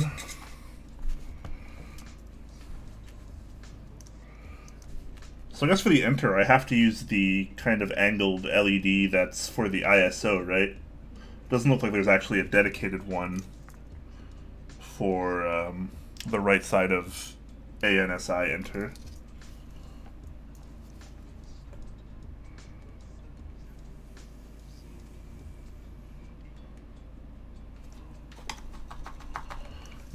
Alright.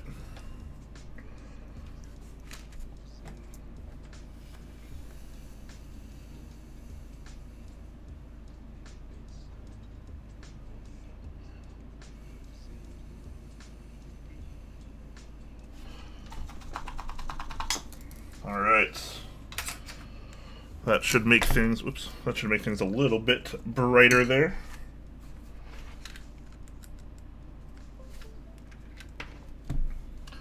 Alright, yep, okay. A little bit better there. ISO ruined it for all the rest of us. JK. Alright, now that I spent half an hour fighting with the programming of this thing, let's put it together.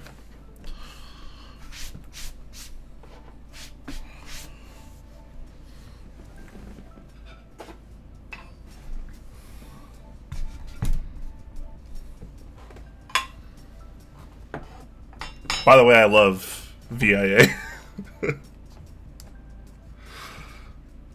Not sure you new co-hosts would appreciate that. I don't actually hate ISO. I really don't.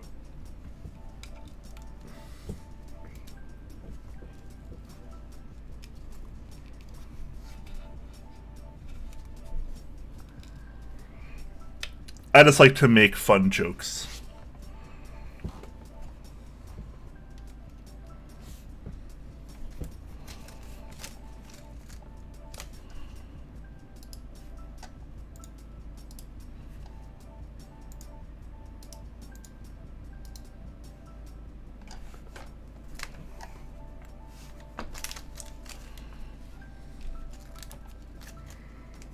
Alright, let's screw this bad boy together and give it a try, shall we?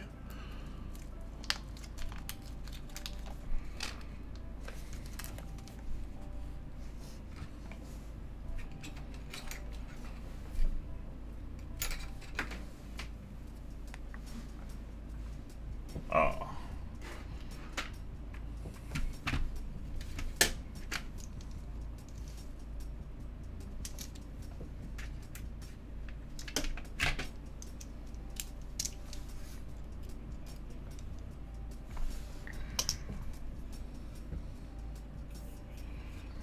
Do we know how many KN 2.10s were made? I do not. I have no idea.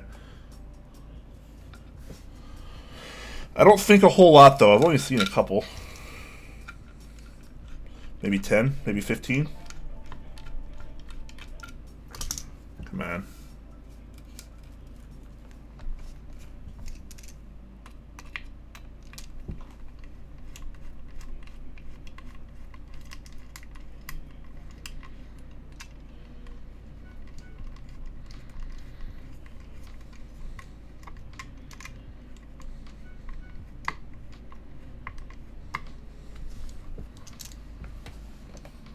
.1.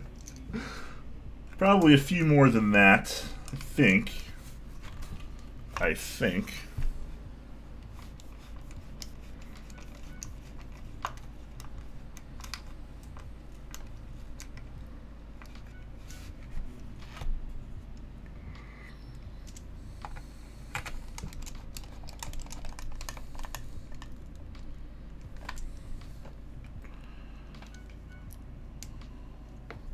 Oh.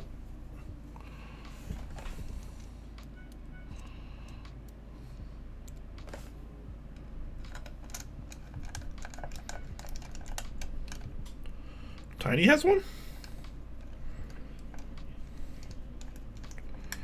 Not that I don't like Tiny, because I think Tiny is amazing. I love Tiny, seriously. But how does she get invited to this private group by an I don't?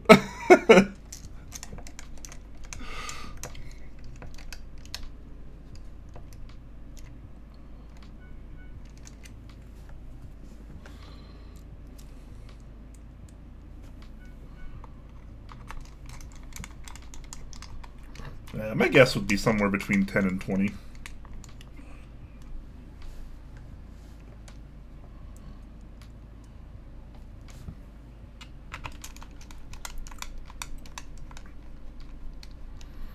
Who knows? I'm just a normie.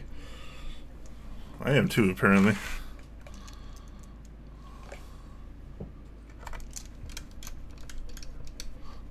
Oh well. You guys are like the keyboard Illuminati. Oh man. You'd be surprised at how much private stuff I don't know, like, or have not been invited to. Like, there's a lot. Right. That looks pretty good.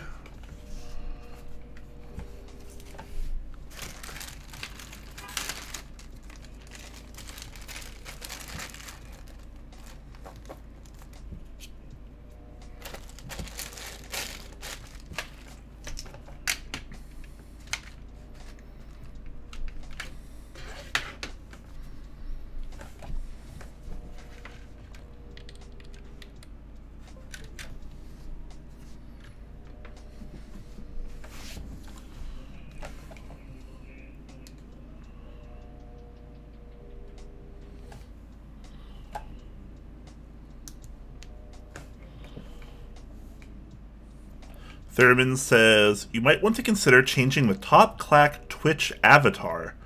Something with the color. They changed it so now you can see people's avatars, and if they're offline, they make it black and white, but the top Clack avatar is gray, so it looks like you're offline when you're live. Really? Huh. Yeah, maybe I'll change that. Thanks for that tip. I had no idea that change happened. But I appreciate that.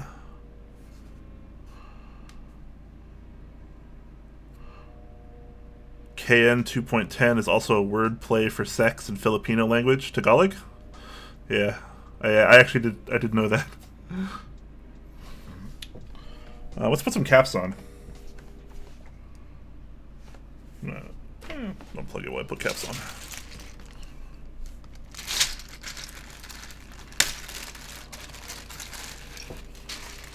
Yeah, I'll definitely look into that once I'm done here. That's a good tip.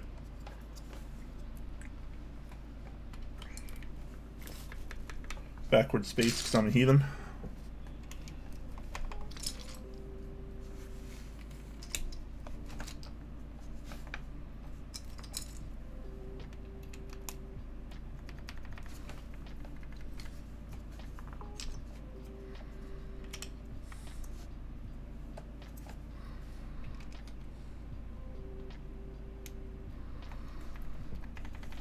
Just needed to make your window larger. Oh well, we all make mistakes, right?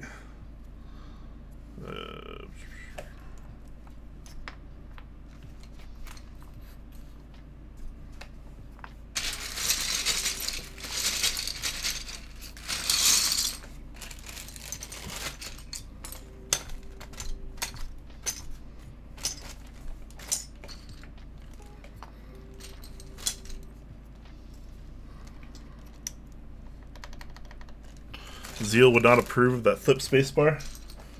Well, you know what? I don't care. Zeal doesn't have to approve of everything I do. I'm a real man. I'm a real adult.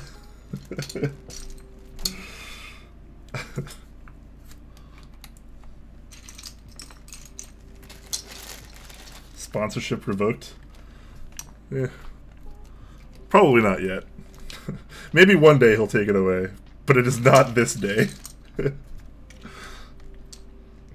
Zeal likes me, probably. Hopefully. I mean, he's been with us this long.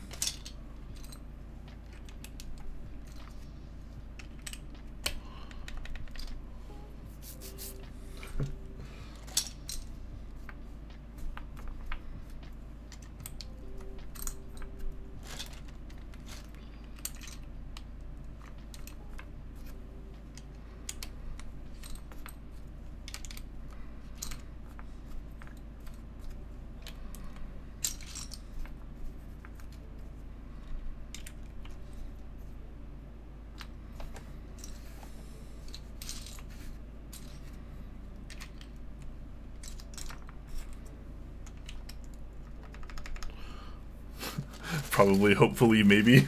Exactly.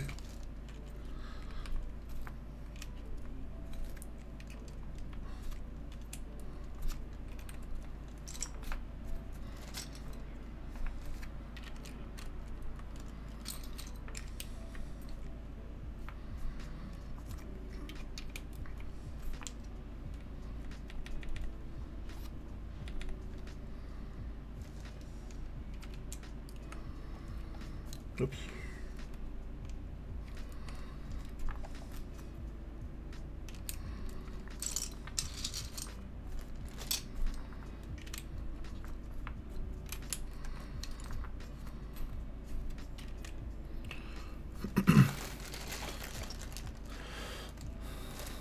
Possibly, maybe.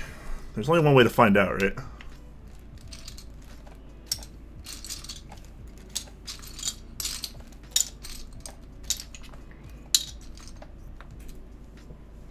Oh, okay. I didn't realize the set had two 1.5U alts and a 1.5U alt GR. It's actually kind of interesting.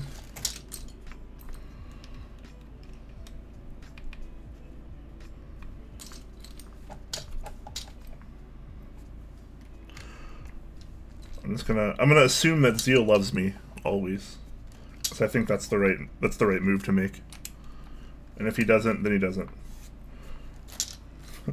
But he's sponsored Top Clack for a while now, so he knows how silly that people like me can be.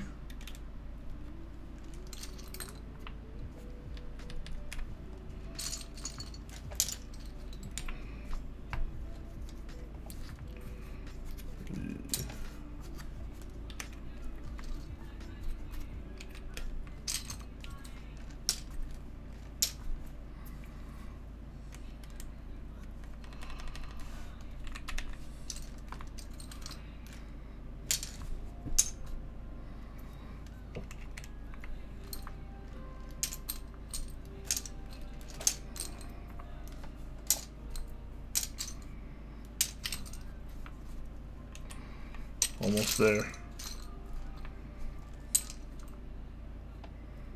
What? GMK cap? GMK logo?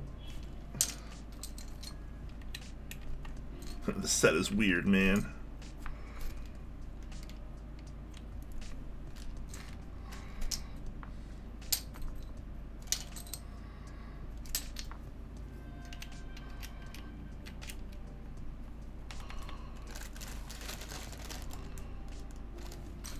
Canadian pesos are rainbowy, huh?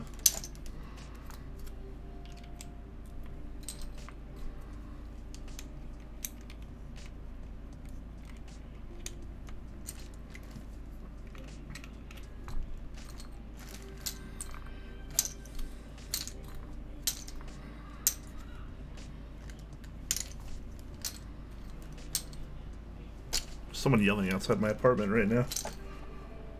I'm frightened for my life, I think.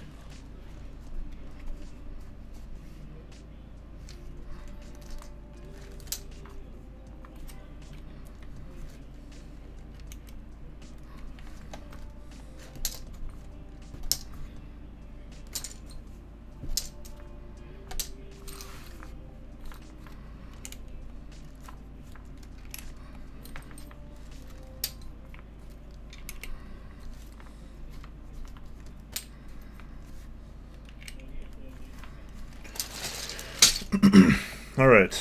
Well, like any reasonable adult, I'm going to use Alt-GR on the right side there, since they've provided me with 3 of them. Now, the real question is, do I go with no accents or accents? That's the real question.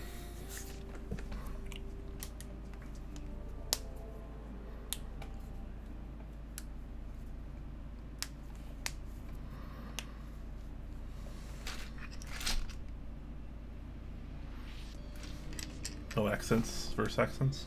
I'm thinking no accents as well.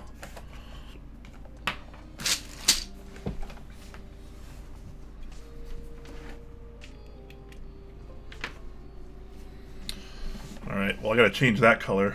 Bring back my VIA.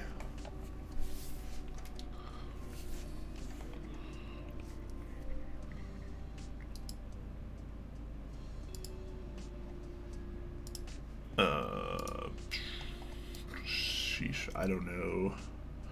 I'm colorblind, but that looks kind of interesting. Right? Right? Is that kind of blue, guys? Like kind of blue-ish? Kind of a light blue. Oh, golly. I'm so colorblind. It's amazing. You know what you should do for the VIA? Here's a good fun tip that could work.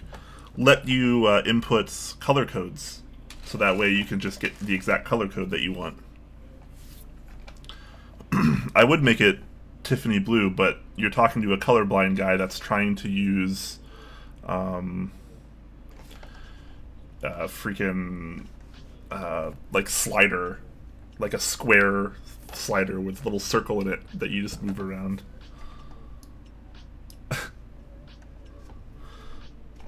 This looks kind of right? That's kind of close. I mean, whatever. I'm going to be shipping this board back to him very soon anyways. I'm not too worried about it.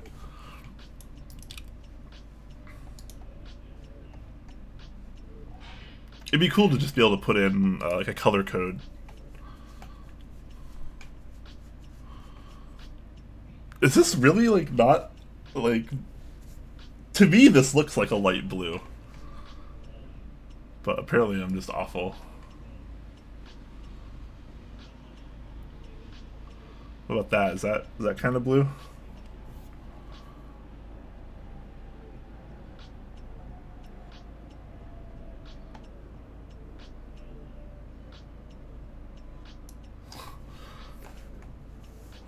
Tell that to Olivia.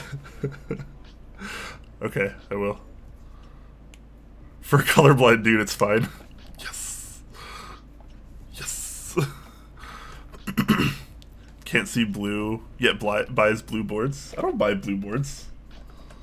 Okay, my tofu Winculus is cyan. My bad.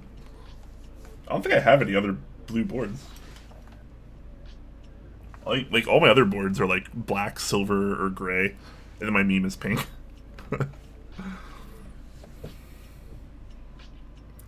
I don't know, whatever. I'm just gonna leave this lighting color on because I don't really care.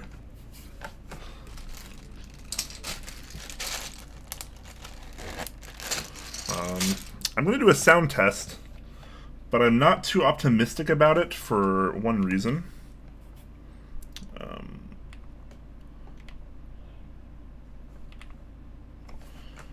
The gentleman that this board is for lubed his own switches, and his preference is it's either very thick lube or thick lube and a lot of it.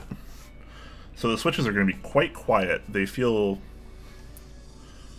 Wait, what? What's going on here?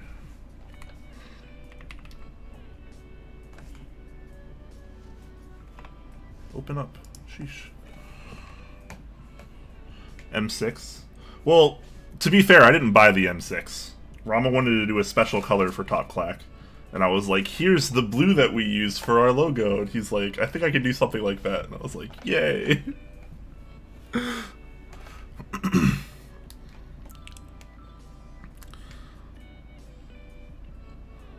Not a sound test unless you click fingers. I'll snap. I'll give you guys a snap. Hold on, let me bring my microphone a little bit closer here.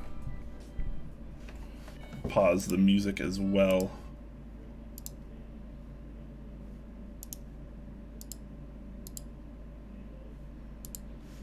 All right. It's a quick typing test. I'm really bad at snapping also. I don't know.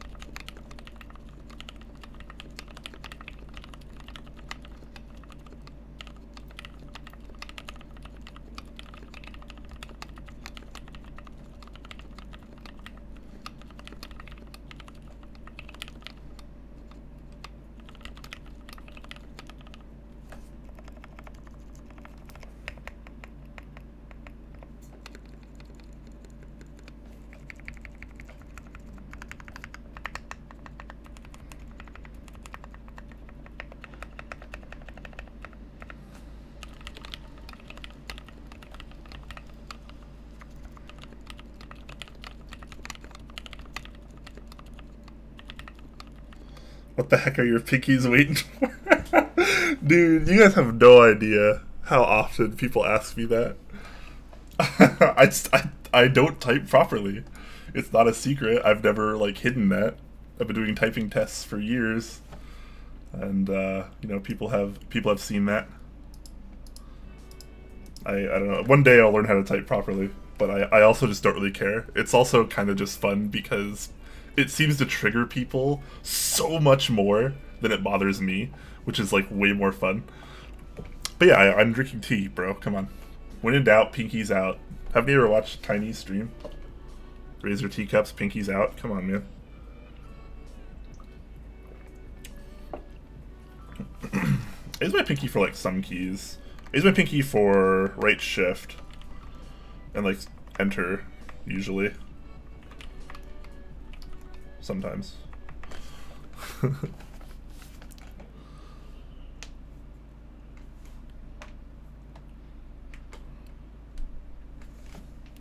So yeah, that's pretty much what this sounds like, or almost doesn't sound like, because there's not really a whole lot of sound going on.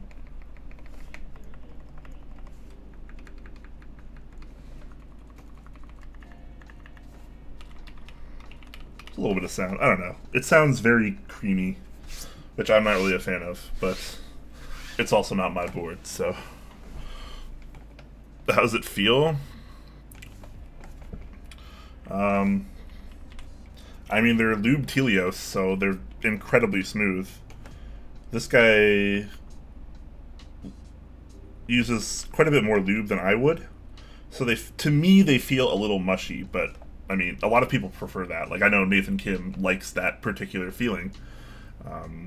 It's just not really for me. But I mean, it's not like it feels bad. It's just preference. It feels good.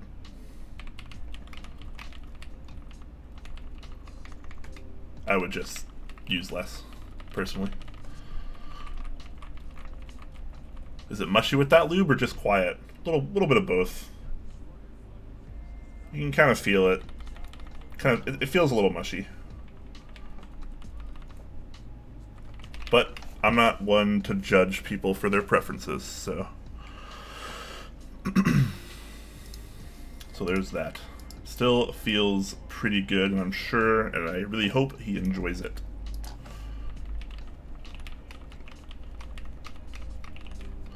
For backspace, sometimes I use my pinky, sometimes I use my ring finger. It kind of just depends. I don't have a consistent typing method, so it's just whatever works, kind of. Anyways, let's mix some things up here, shall we?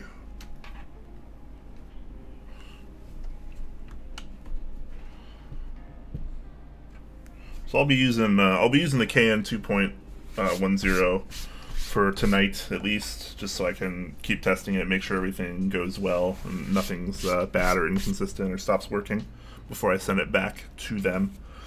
But I really want to try out these creamy switches because honestly they feel pretty good.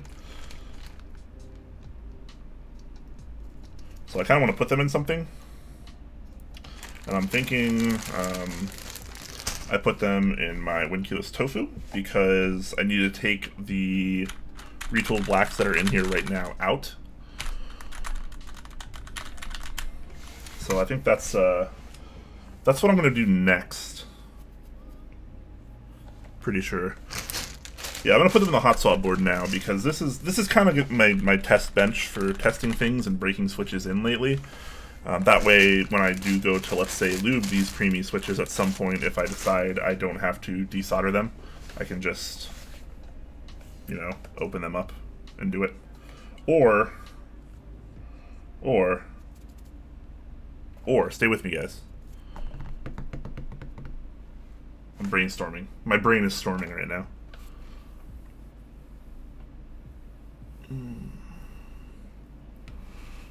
How can I survive on a 60% like that? I don't know. I've been doing it for years now, so it feels good. Let me see what I have. Hold on, I have some things to do. I'm not going anywhere. I'm just taking my headphones off.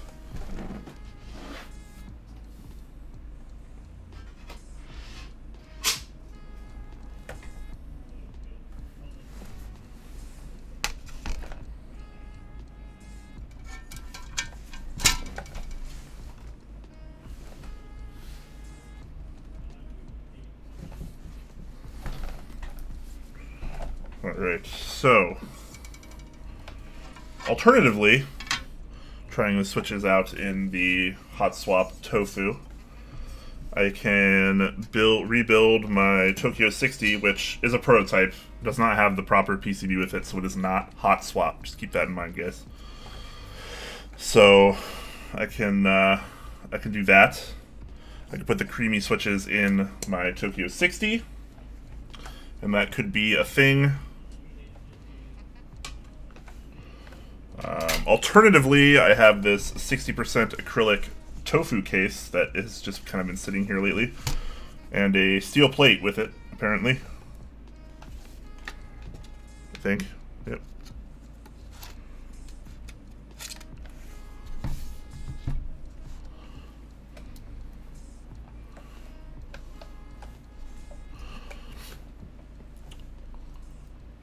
Let me guess, Vimmer. I am not a Vimmer, that's for sure. Got some leftover turkey. I don't even have any leftovers. I forgot to take some from my sister's house when I left. What is Brian's usual word per minute with that typing technique? Ballpark? 80 to 100. If I'm really in the zone, I can crack 100. Like if I'm just like really going at it. But normally it's probably more like 80 to 90. So it's not crazy.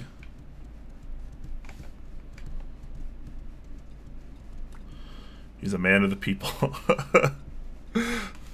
I am certainly not the fastest typist in the world, not even close.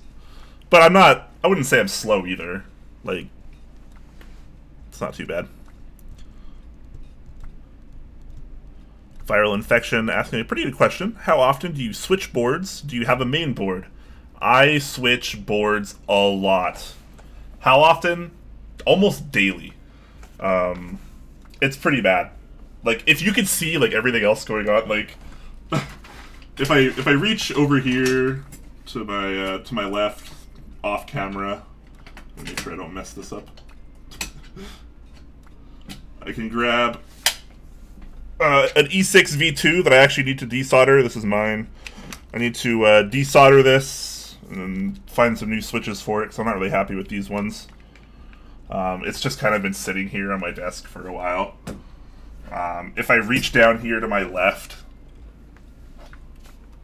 I got my M60 with GMK Olivia, which I have been absolutely loving lately, but I've been breaking in switches lately, so I've been using this a little bit more, and I've also been doing a review on the ZF71, which is right here, so I've been using that a lot more lately as well. And of course, you know, I got this, that's what I've been using. Just built that. That's for someone else, though. My Tokyo 60, obviously. I got this acrylic kind of setup. I pulled out my meme earlier. I have probably another 10 to 15 boards in my closet. So I switch boards a lot. I love variety. I really do. So like I usually have like somewhere around 20 boards at any given time, and I try not to use like the same switches or setup for like any of them, so that way everyone is kind of like a different feel and sound. So it's so yeah, the answer to that question, I do not have a main board. All of my boards are kind of my main board. So it's a rebuild stream tonight? Maybe. I mean, this was the build that I just finished, and I've been going for a little over 2 hours now. So I finished this, which was that was what I needed to do tonight. Like that's what I needed to do tonight. The rest of any of this is just kind of bonus. But I did get the creamy switches in today, and I felt them and they feel pretty good, so I want to try them out. So I want to put them in something. I just don't know what yet. When are you getting a sample of the Grid 600? I think once the group buy ships.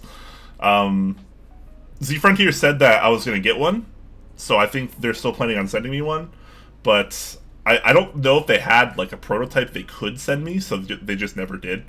But as far as I'm aware, they're still sending me like a final unit of the Grid 600, which will be pretty cool.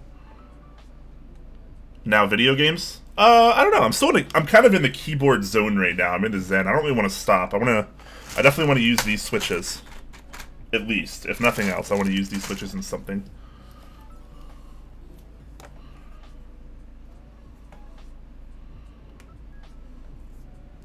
Is the acrylic case wet? Why is there some spots on the case? No, it's just it's kind of poorly made.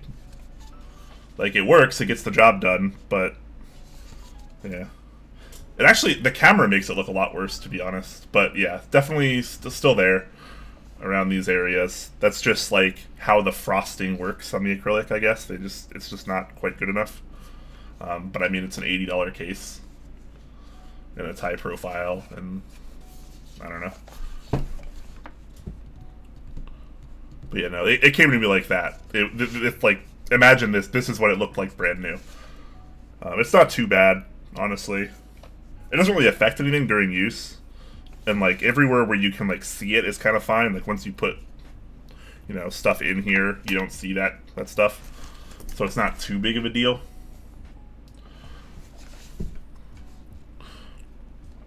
You don't like acrylic builds? I only got it because I wanted something to display underglow. Because I have like all these PCBs with underglow. So I wanted something that could like diffuse in the entire case and look kind of cool, because I don't really care for RGB LEDs or anything, but like when you have something that you can use it, it's kind of fun to just jump in there and like actually do something with it. So that's kind of where I'm at right now.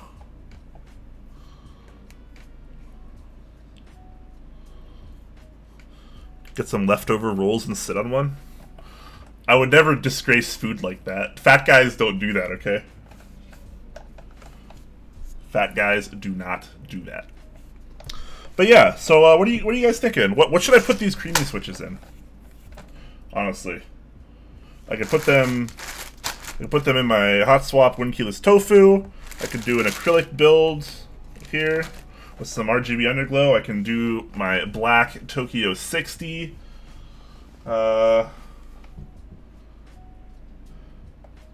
I could actually put them in the M60 even, because the M60 is hot swap. So creamy switches in that, which wouldn't necessarily be a bad idea, because the creamy switches have a transparent housing, so the RGB LED might be okay there actually. Put in tofu. I'll wait for a couple other people to chime in, see what other people think as well.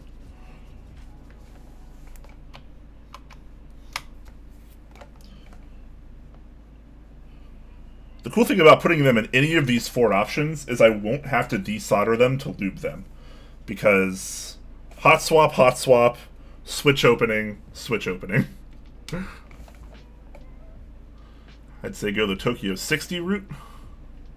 I haven't used a Tokyo 60 in a while.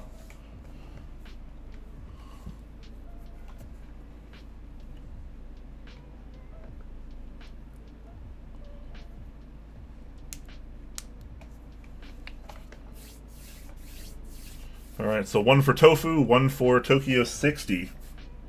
What does everyone else think? Got the M60, the tofu, Tokyo 60, or an acrylic 60% tray mount?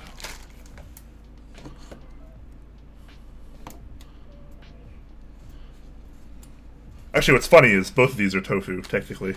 This is just a tofu 60% acrylic, and this is the windkeyless hot swap with the integrated plate. Tofu? Another tofu? I'm assuming when you guys say tofu, you mean this tofu, not this tofu. Clear tofu. Oh, okay.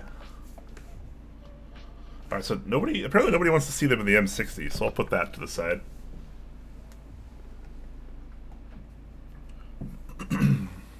Clear. Holy crap. Everyone wants the clear tofu? Alright. I'll have to do some soldering. And apparently I'll have to use a steel plate, because I don't think I have another plate on hand.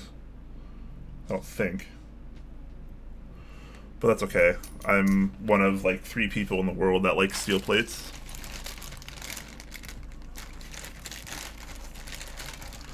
We can't bear to see a teardown. I mean, I wouldn't be tearing down anything. It's just a matter of whether I solder or not. Windkeyless tofu? A lot of people want the clear tofu.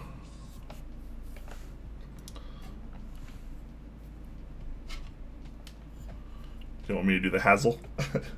Alright, so it looks like it's between the 2 tofus.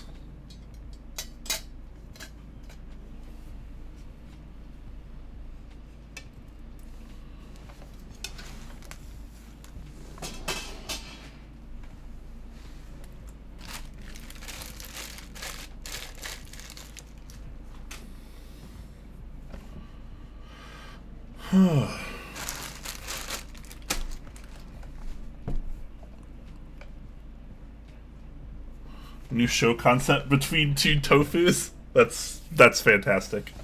I get the reference too, so makes it even better. Very nice, very nice.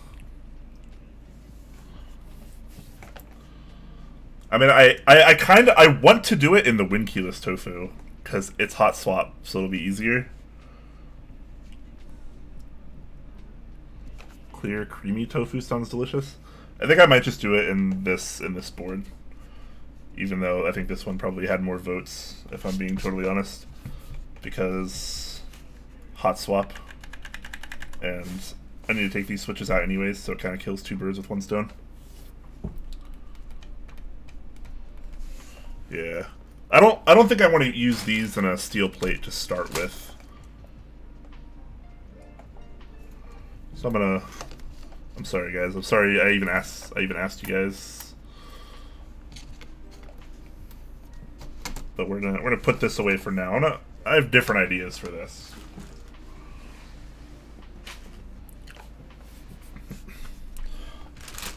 But this will ensure that I don't do any more soldering at the moment. And I need to take these switches out anyways.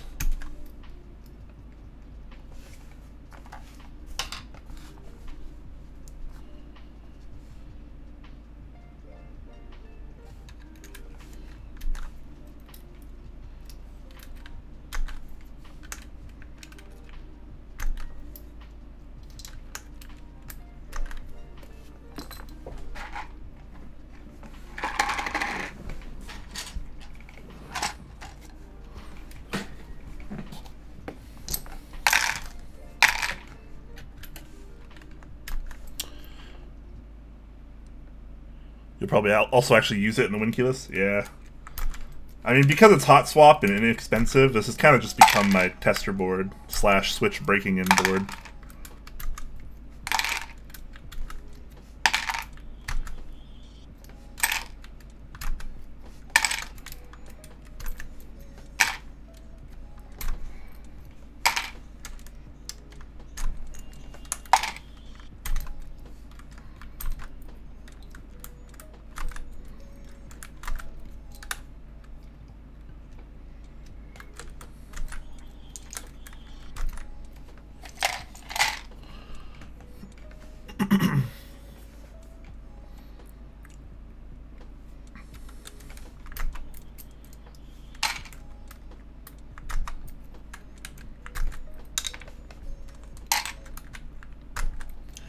You just got given a switch with a panda bottom, Nixie top, and a high rose orange stem. It's an interesting combination.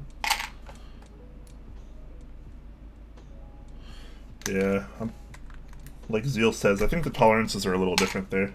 So, I mean, if it works, hey, it works. But I think that's a little bit of a difference.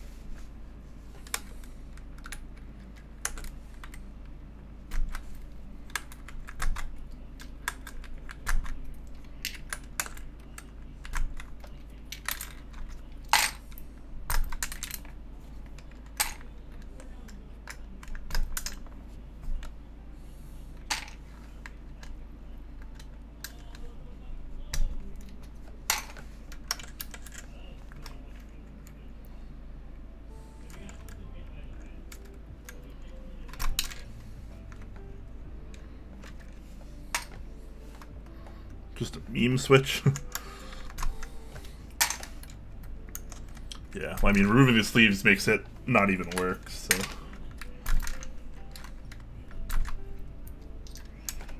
Definitely a meme if it doesn't even work. These switches are tight on these caps.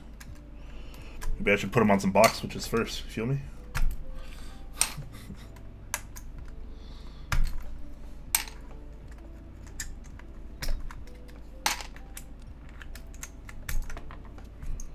I should put some dampening. Someone mentioned dampening foam in this board earlier. I should do that too. I have sorbethane just laying around, as well as Silverstone silencing foam just laying around. Blow off all the beard hair that inevitably winds up in there.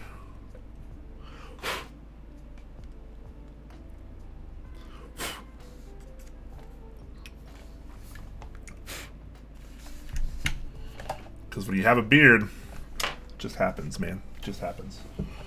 Okay, I need this.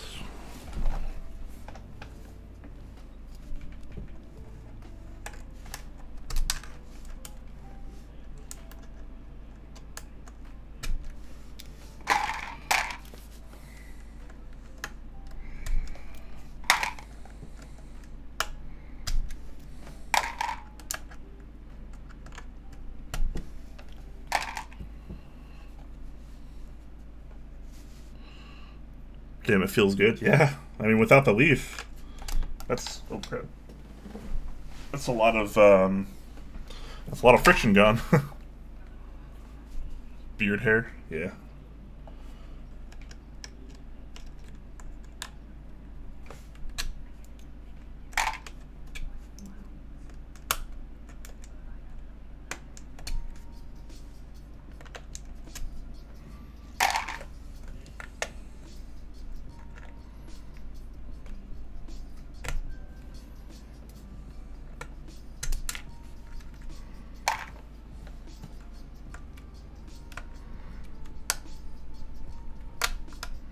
You know, I honestly don't like this thing too much. I'll go back to my slightly more barbaric method of 2 plastic prying utensils.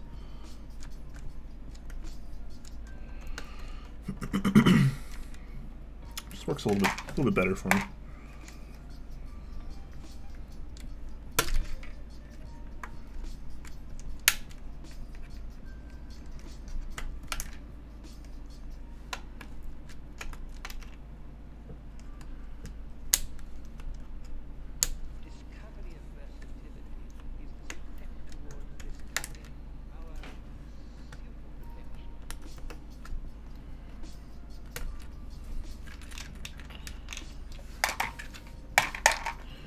Hoping the Rama puller will be better, personally. Yeah, me too. Like, I bought this, and it was only a couple dollars, so I can't complain too much, but it's kind of a pain in the ass to use, honestly.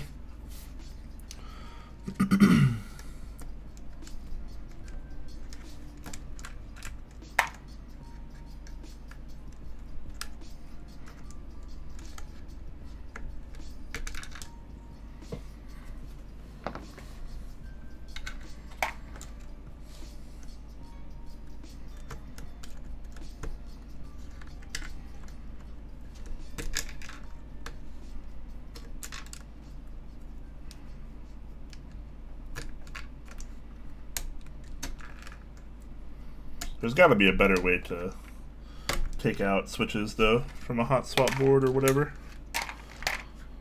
Hopefully the Rama puller will actually be an improvement.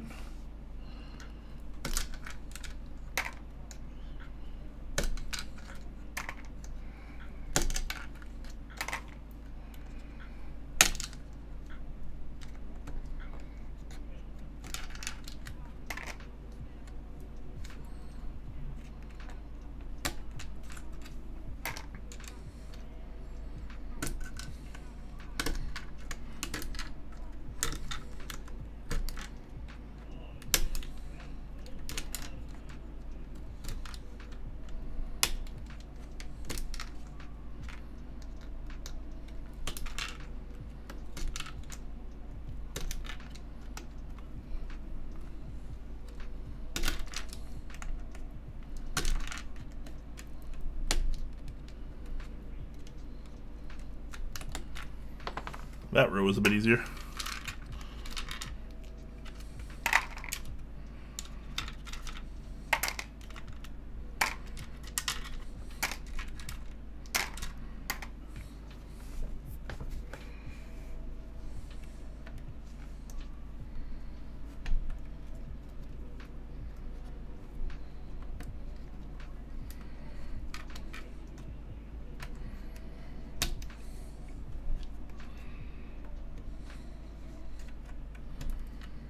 This top row is kind of a nightmare, though. Not really a nightmare, but it's a little bit more obnoxious. There's not really enough clearance to get this top clip as easily.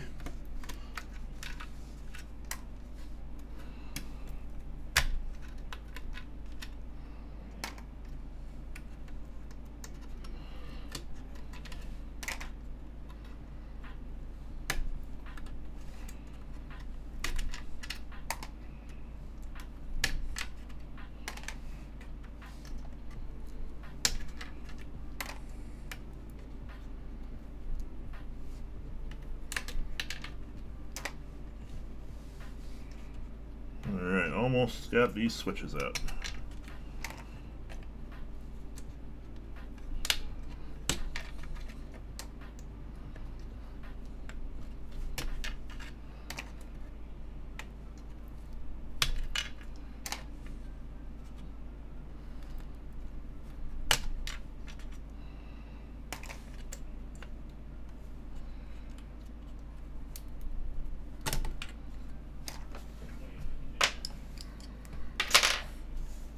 there we go.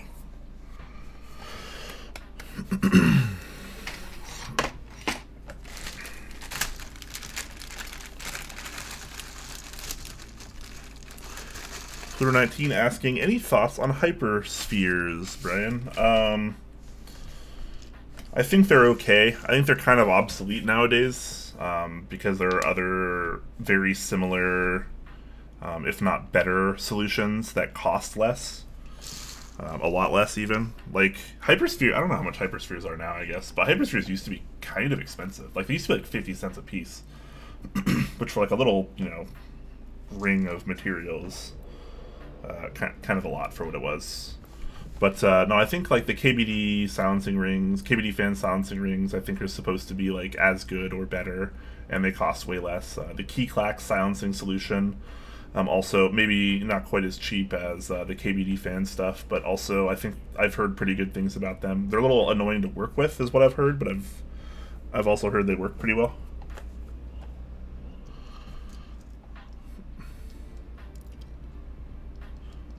Loba asking, is that hot swap PCB good? I mean, I heard from the Discord people need to do some work in order to make it work. Mine had no issues. I've already swapped switches in and out of this thing at least 3 or 4 times, maybe even 5 already, and I've had no issues whatsoever. So, I mean, in terms of like the hot swap so far, it's been absolutely perfect for me. I mean, this is also the PC that came with the Winkeyless Tofu, and the entire kit, which also came with stabs, was like $150 or whatever. So, pretty good value. And yes, these are the creamy switches I'm putting in for the first time. Haven't tried these in a board yet.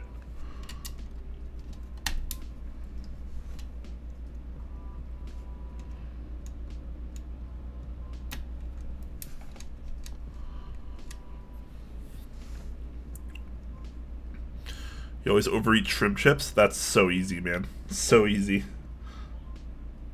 It's pretty easy to down a whole bag of those.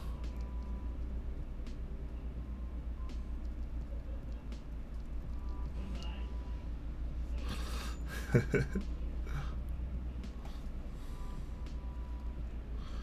haven't had shrimp chips in a while, actually. Kind of hungry. You guys are making me hungry. I think after the stream I'm going to make a salad. Make a nice salad. I bought some tomatoes, some nice Roma tomatoes from the store earlier, some cucumbers.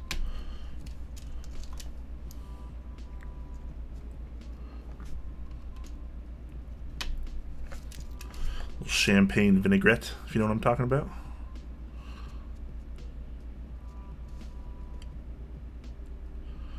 I wonder if lubing the little gear in my MX lock switch would make it smoother. That's a good question. I actually don't know. The cool thing about lube is, if it doesn't work out, it's not terribly hard to clean off. So maybe it's worth giving a shot, you know? Try it out, see what happens.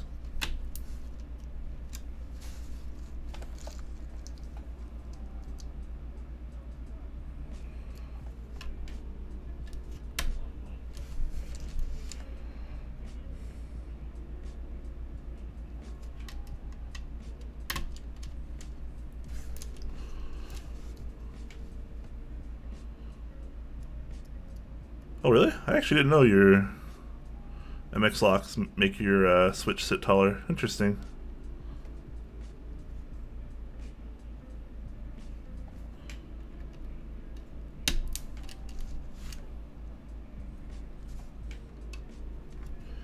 I've never actually used an MX lock switch. I've used like the Alps ones.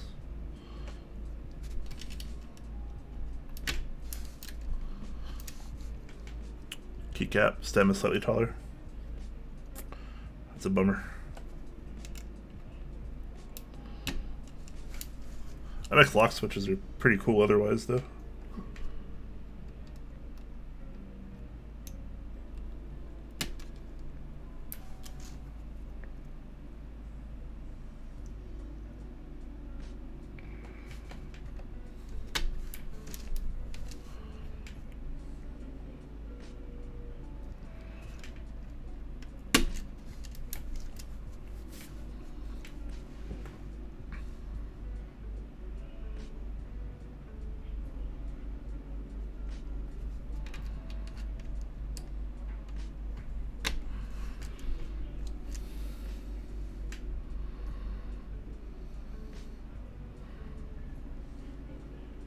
If you messed up, getting another MX lock switch would be tough. Yeah, but I mean, you can always just clean the lube off.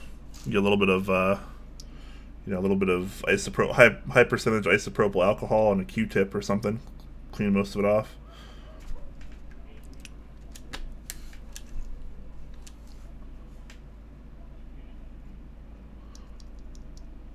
Are the creamy switches lube? No, these are stock. But I'll take one apart and look at it once I'm done putting them in here. So whatever, if there's factory lube on it, that's the only lube on it currently. I have not lubed these. I just got these in today, trying them out for the first time. But yes, these are the creamy switches. This is like the kind of like a really light green.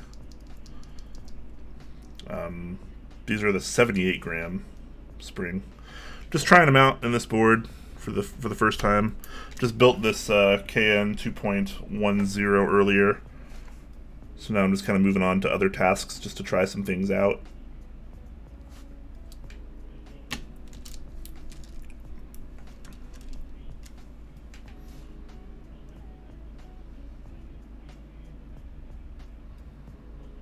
Oh, if you messed up sanding it. Oh, okay. Yeah, that's definitely a risk.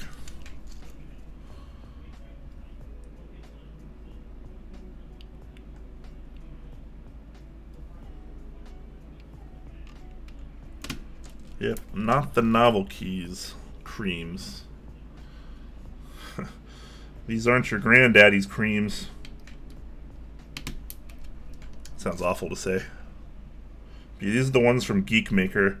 Saw the group buy go up a few months ago. And I was like, well, they look kind of interesting. They're new. Might as well try them out.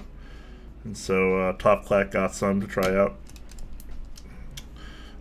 This was back when Huey was still with Clack, and he got like a lighter weight. I think he got like the 62 gram or something, 60 something gram.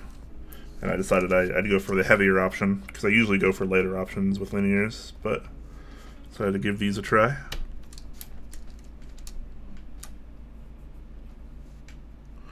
Am I looking forward to the Rama stabs? Absolutely. I feel like the Rama stab should be very good. Like, Rama wouldn't do a stab if it was just, like, okay, right? Like, it has to be, like, pretty high tier. So I'm definitely looking forward to it.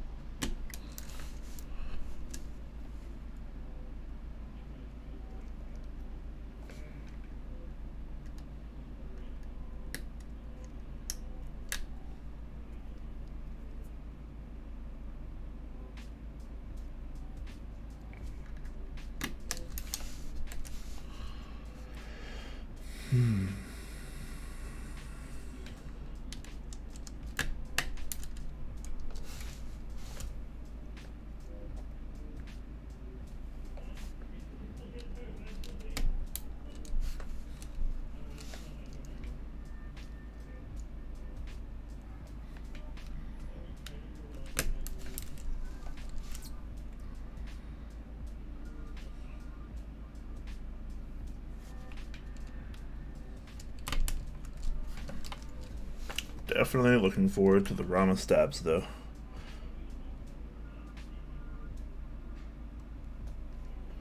I think the problem with stabs, though, is like if you tune a GMK stab properly, it's still really good, and it's like, you know, $8 for a set of stabs or something like that. $8, $9, $10 maybe, depending on how big your board is. So it's like, it's hard, right? Because GMK is so affordable, and like you can make them so good. And if Rama puts out a stab, like, it's not going to be cheap. So like I'm really curious to know like what kind of improvements they're actually going to be. I mean, I'm not that I know the prices for Rama stabs because I have no idea, but I would assume they're going to be more expensive than GMK. Like, I'm assuming like a full set is going to cost you at least $20, maybe $30. And obviously they're going to have some innovation there. So I'm curious to see like what kind of value can be brought out.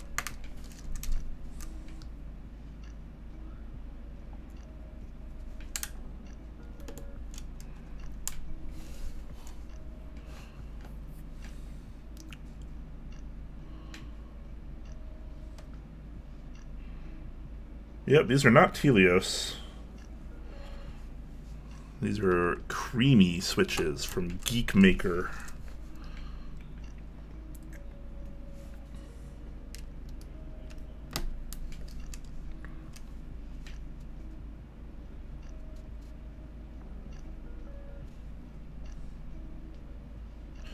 Do you prefer plate mount stabs or PCB mount? Because Rama stabs are PCB mount apparently. I almost always will prefer PCB mount. Plate mount stabs can be fine, but they have a little bit more drawbacks in my experience, in terms of noise particularly.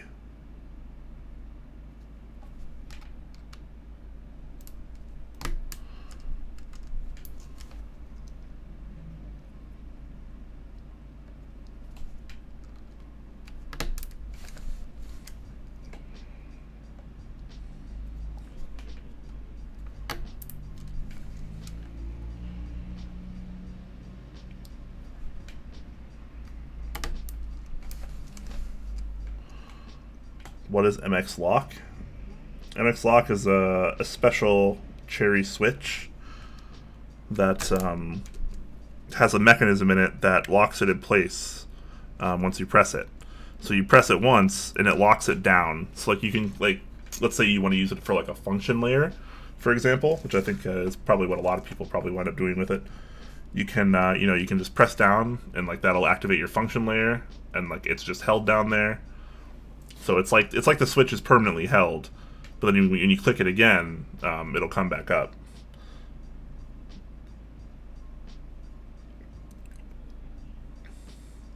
I mean, we have so much programmability on our keyboards these days. Like the MX Lock switch isn't really as cool as it used to be, but it's still kind of a fun throwback, I guess you could say, if nothing else.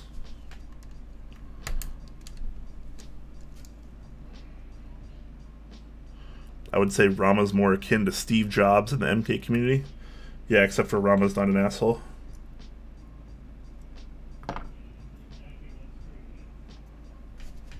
yeah, I hear that reference a lot. People reference Rama to like Apple or just Steve Jobs in general. Definitely trying to push boundaries and do cool things, and I think we can all appreciate that.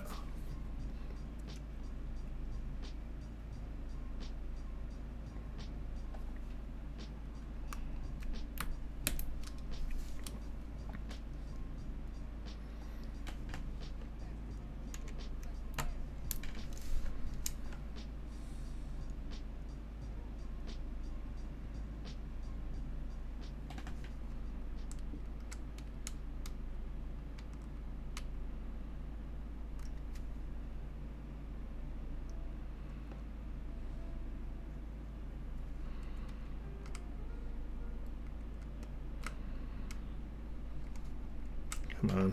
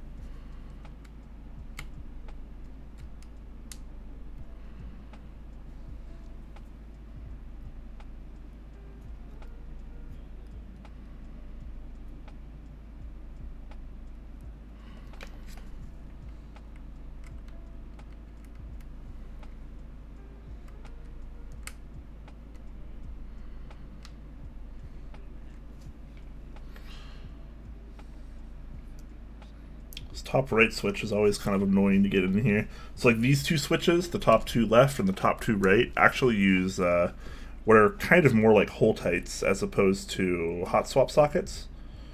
So they're a little bit harder to get right. They function more or less the same, but they're a little bit more annoying to work with.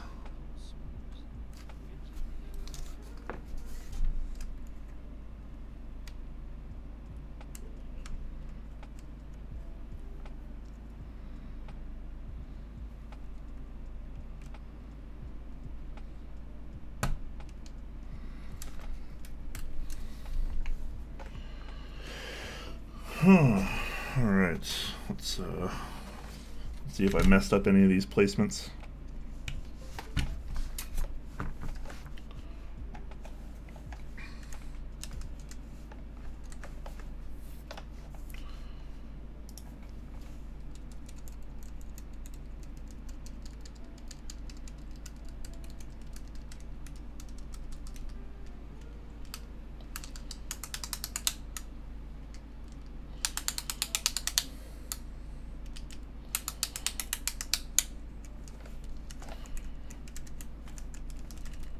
Alright, all went in perfectly. Very nice.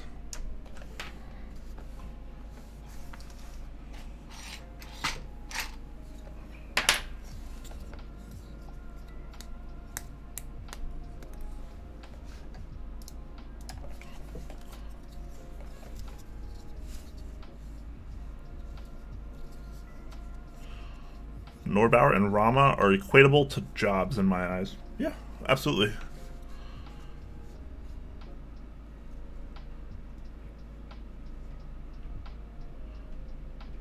Nepzune asking, have you heard of that new magenta colored box switch? Apparently it's not silenced box. Yeah, I talked about it yesterday on the Top Clack episode. Yeah, he's already officially confirmed it's not going to be silenced, or unofficially confirmed it's not going to be silenced, I guess.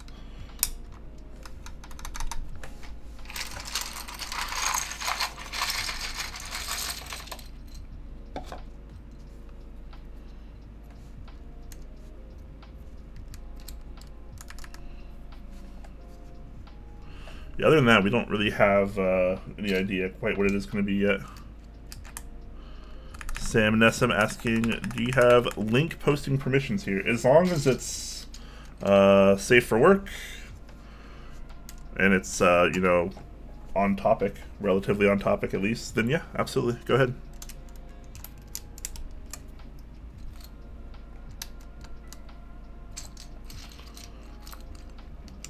Pluto19 asking, did you pick anything up for Black Friday shopping or plans to pick anything specific up? Nah. There's not really a whole lot that like I need, and I also have pretty limited funds right now. Can't really afford a whole lot. So I'm just I'm seeing some cool deals here and there, but I'm not really jumping on anything. If something cheap and amazing happens to pop up, then maybe I might. We'll see. Teslatron, heart you too, man. Heart you too. Hot swap then? Yes, these are hot swap. This PCB is hot swap at least. Oh hi, I'm back. Hello, Nebulant. Did you have a good time with your steak? And I forgot what kind of pan it was.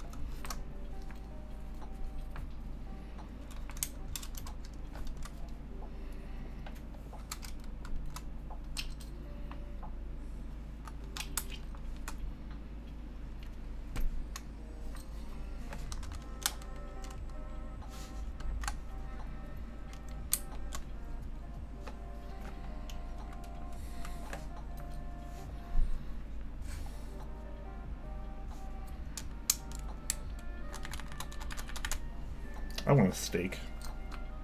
I'm hungry. Definitely need to get some food after the stream.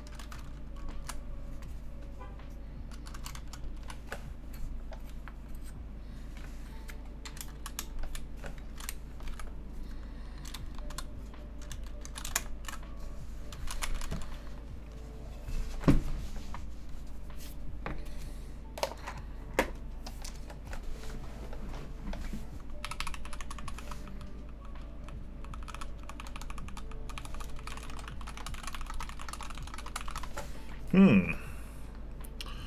Interesting. Most interesting.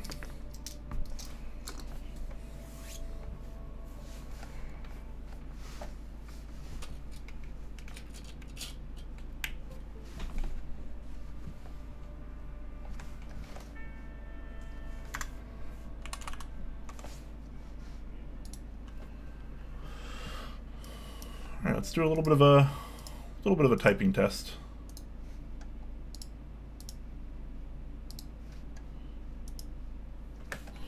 Move the mic back over. So this is the Tofu Winkeyless integrated aluminum plates, hot swap, KVD fans, PCB, and the 78-gram creamy switches.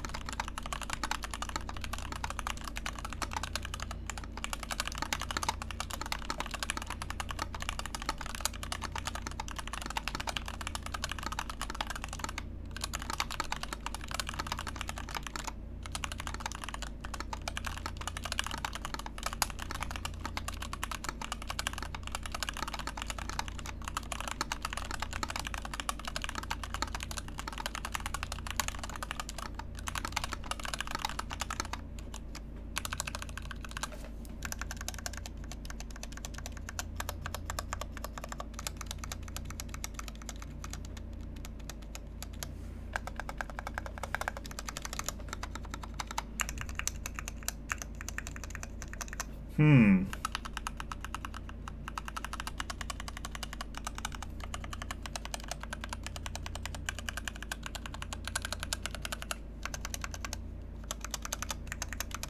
There's something very weird about the sound of these.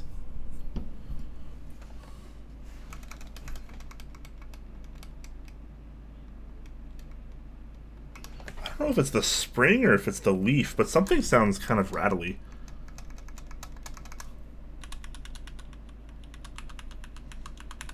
It's like a very, very minute rattle.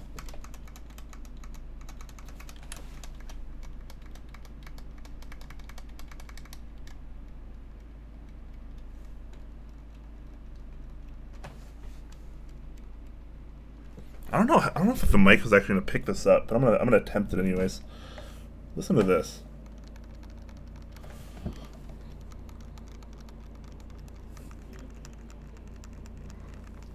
This is just me, like, rotating the cap around a little bit. I'm not actually pressing the switch at all.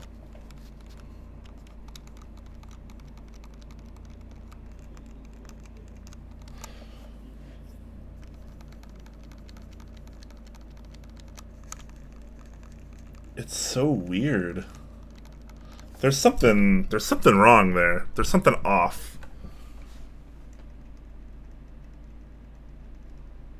I can't tell. I think it's the leaf.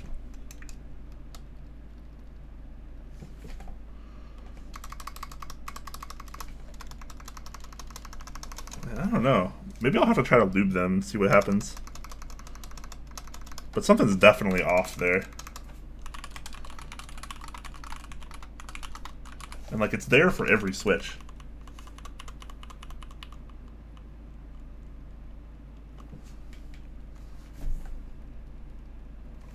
So strange. I think it might just be the housings. Yeah, well, no, it sounds almost metallic, like, which leads me to believe it's the spring or the leaf. And because I'm not actually pressing on it when I do this, but I can still hear it, it makes me believe the leaf.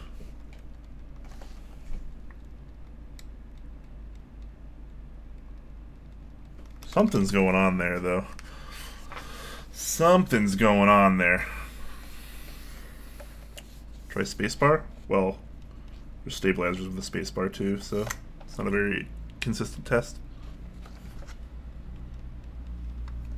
I don't know. Yeah, so it did come with Switch stickers, not films, stickers. These are stickers. Yeah. But, I mean, screw these, honestly. Like, stickers are stupid, kind of.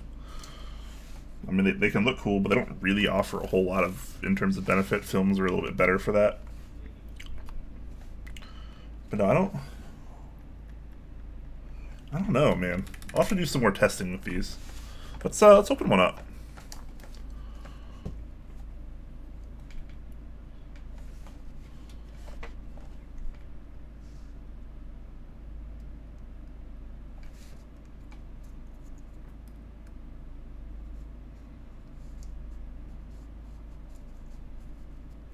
Now let's do a lube stream. Oh golly. I don't know if I have that much dedication at the moment. Come on, I'm trying to be careful here.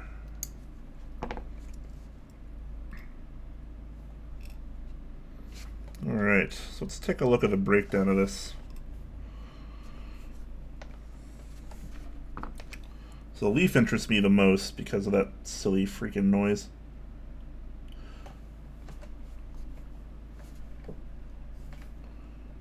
Oh, okay. So, not really to my surprise, these are actually, the legs at the very least are lubed pretty heavily. Sorry guys, try a little bit more focus here. Oh, I don't have quite as much light when I do that. So on the legs, there's actually quite a bit of lube, and having it on the leaf kind of reflects that as well.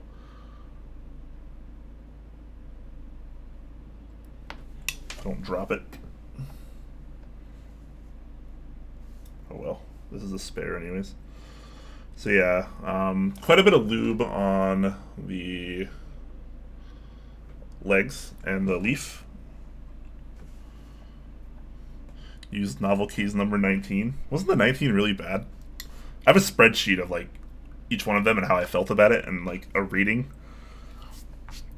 I haven't looked at it in a while. I gave that to Mike a while ago. But yeah, definitely a fair amount of lube on the legs of the slider, as well as, well, I mean, what comes into contact with those legs, the metal leaf. So definitely what I'd call a generous coat.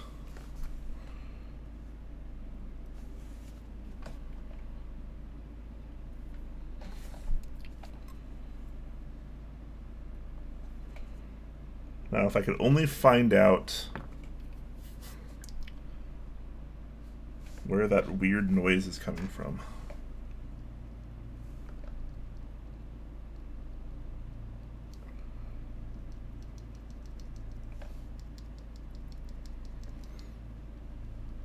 The coat is so thick of lube on the legs and the slider that you can actually hear it during the press.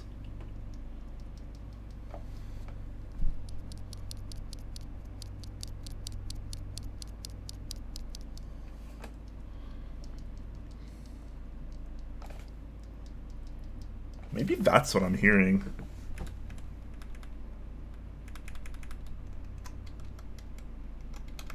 I don't know. I really need to lube these and see how that goes.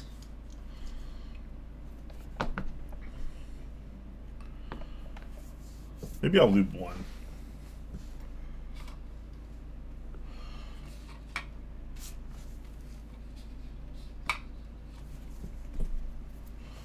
I'll lube one and see what happens. So I'm actually gonna clean the lube that's on this off. And just use my own. Just gonna lube one of these and see what happens.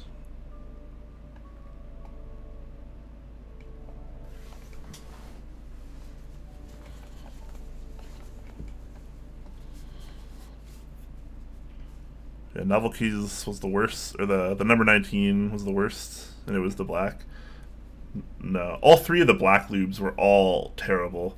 The worst one was like number 11, I think. But like all of them were really, really bad.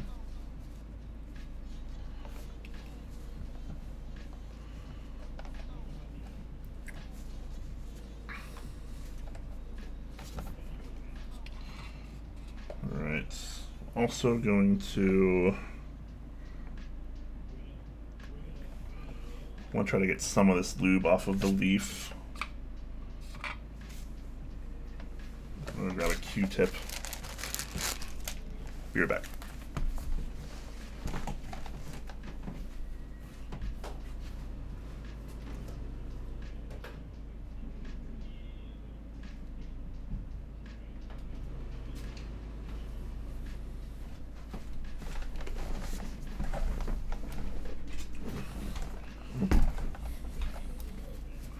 Got some good old 99% isopropyl. New bottle even.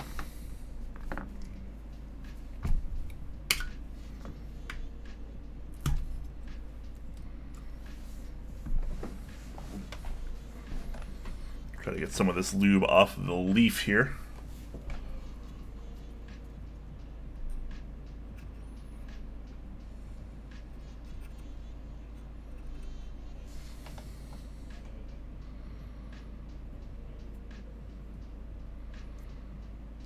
I need finer Q-tips for this, honestly.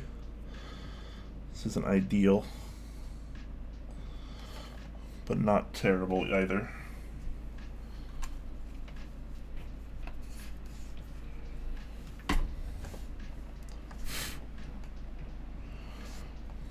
Let that finish evaporating for a second. This is like a Scooby Gang mystery. Kind of, I guess.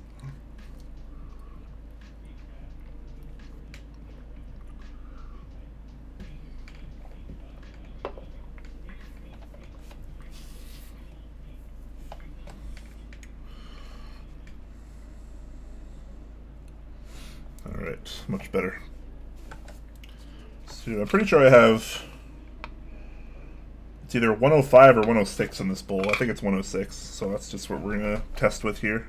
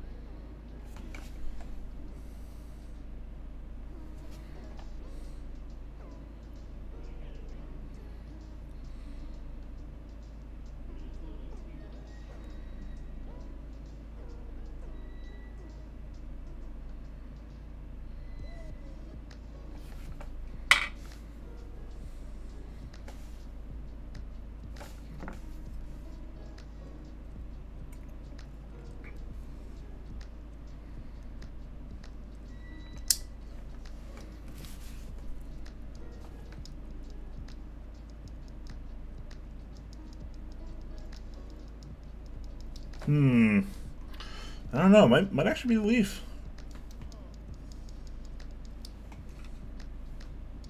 Although my lube definitely toned down the noise quite a bit.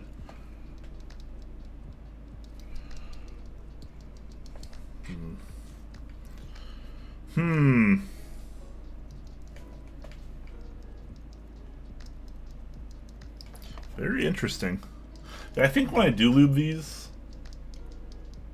what I'm gonna do is I'm gonna tub lube. I'm gonna clean them. I'm gonna clean them all off of all their factory lube, and then I'm going to tub lube them in something thin, like 105, like 105 at the thickest, but probably 104, or maybe even thinner.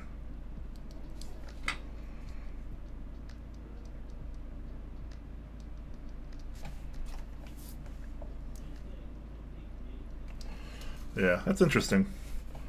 I'll have to use them for a bit, see how I feel, and then definitely lube them. Definitely re-lube them, I guess you could say. Very interesting sound, though.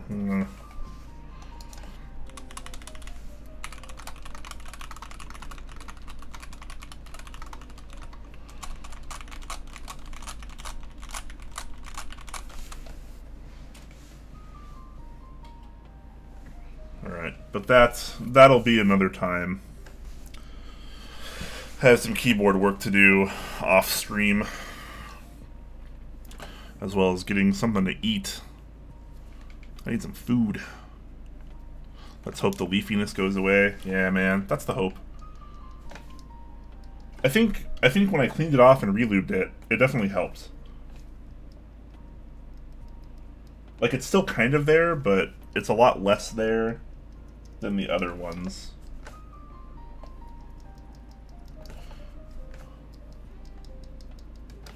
Yeah, that's so weird.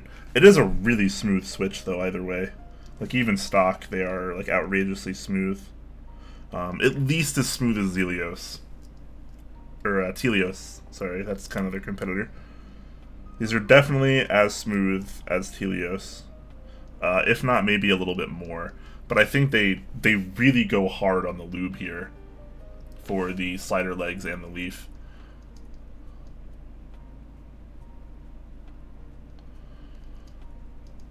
Yeah, maybe I should try a thicker lube, who knows? Maybe I'll try 205. Sheesh, who knows? They already feel like great though.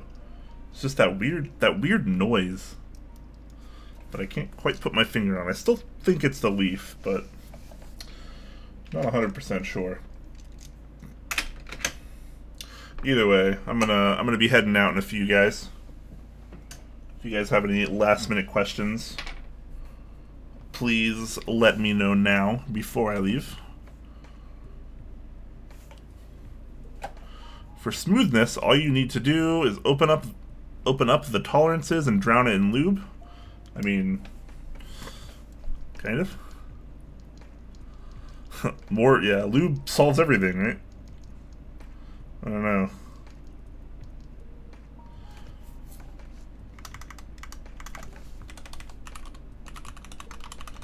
I mean, feeling-wise, these are definitely a competitor to Telios. I think these feel good. They are very smooth. But yeah, they do have a lot of factory lube on them to help achieve that. But that weird noise, I definitely can't get behind yet. I gotta do more testing with these. And hopefully figure out a solution to that so these can sound as good as they feel. I know it's probably hard to hear on stream, guys, but they do, in person, they do have a very weird rattle, very weird faint rattle on every one.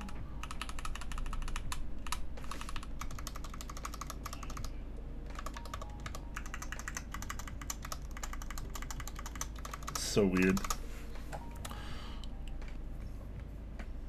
Have I tried a Gateron Clear? Yeah. The stock spring is very light. Too light for me. Have a good one, Tefram. You are very welcome. Hope you guys enjoyed the stream for what it has been so far. I'm gonna try to do some work off stream and get to the bottom of this freaking mystery.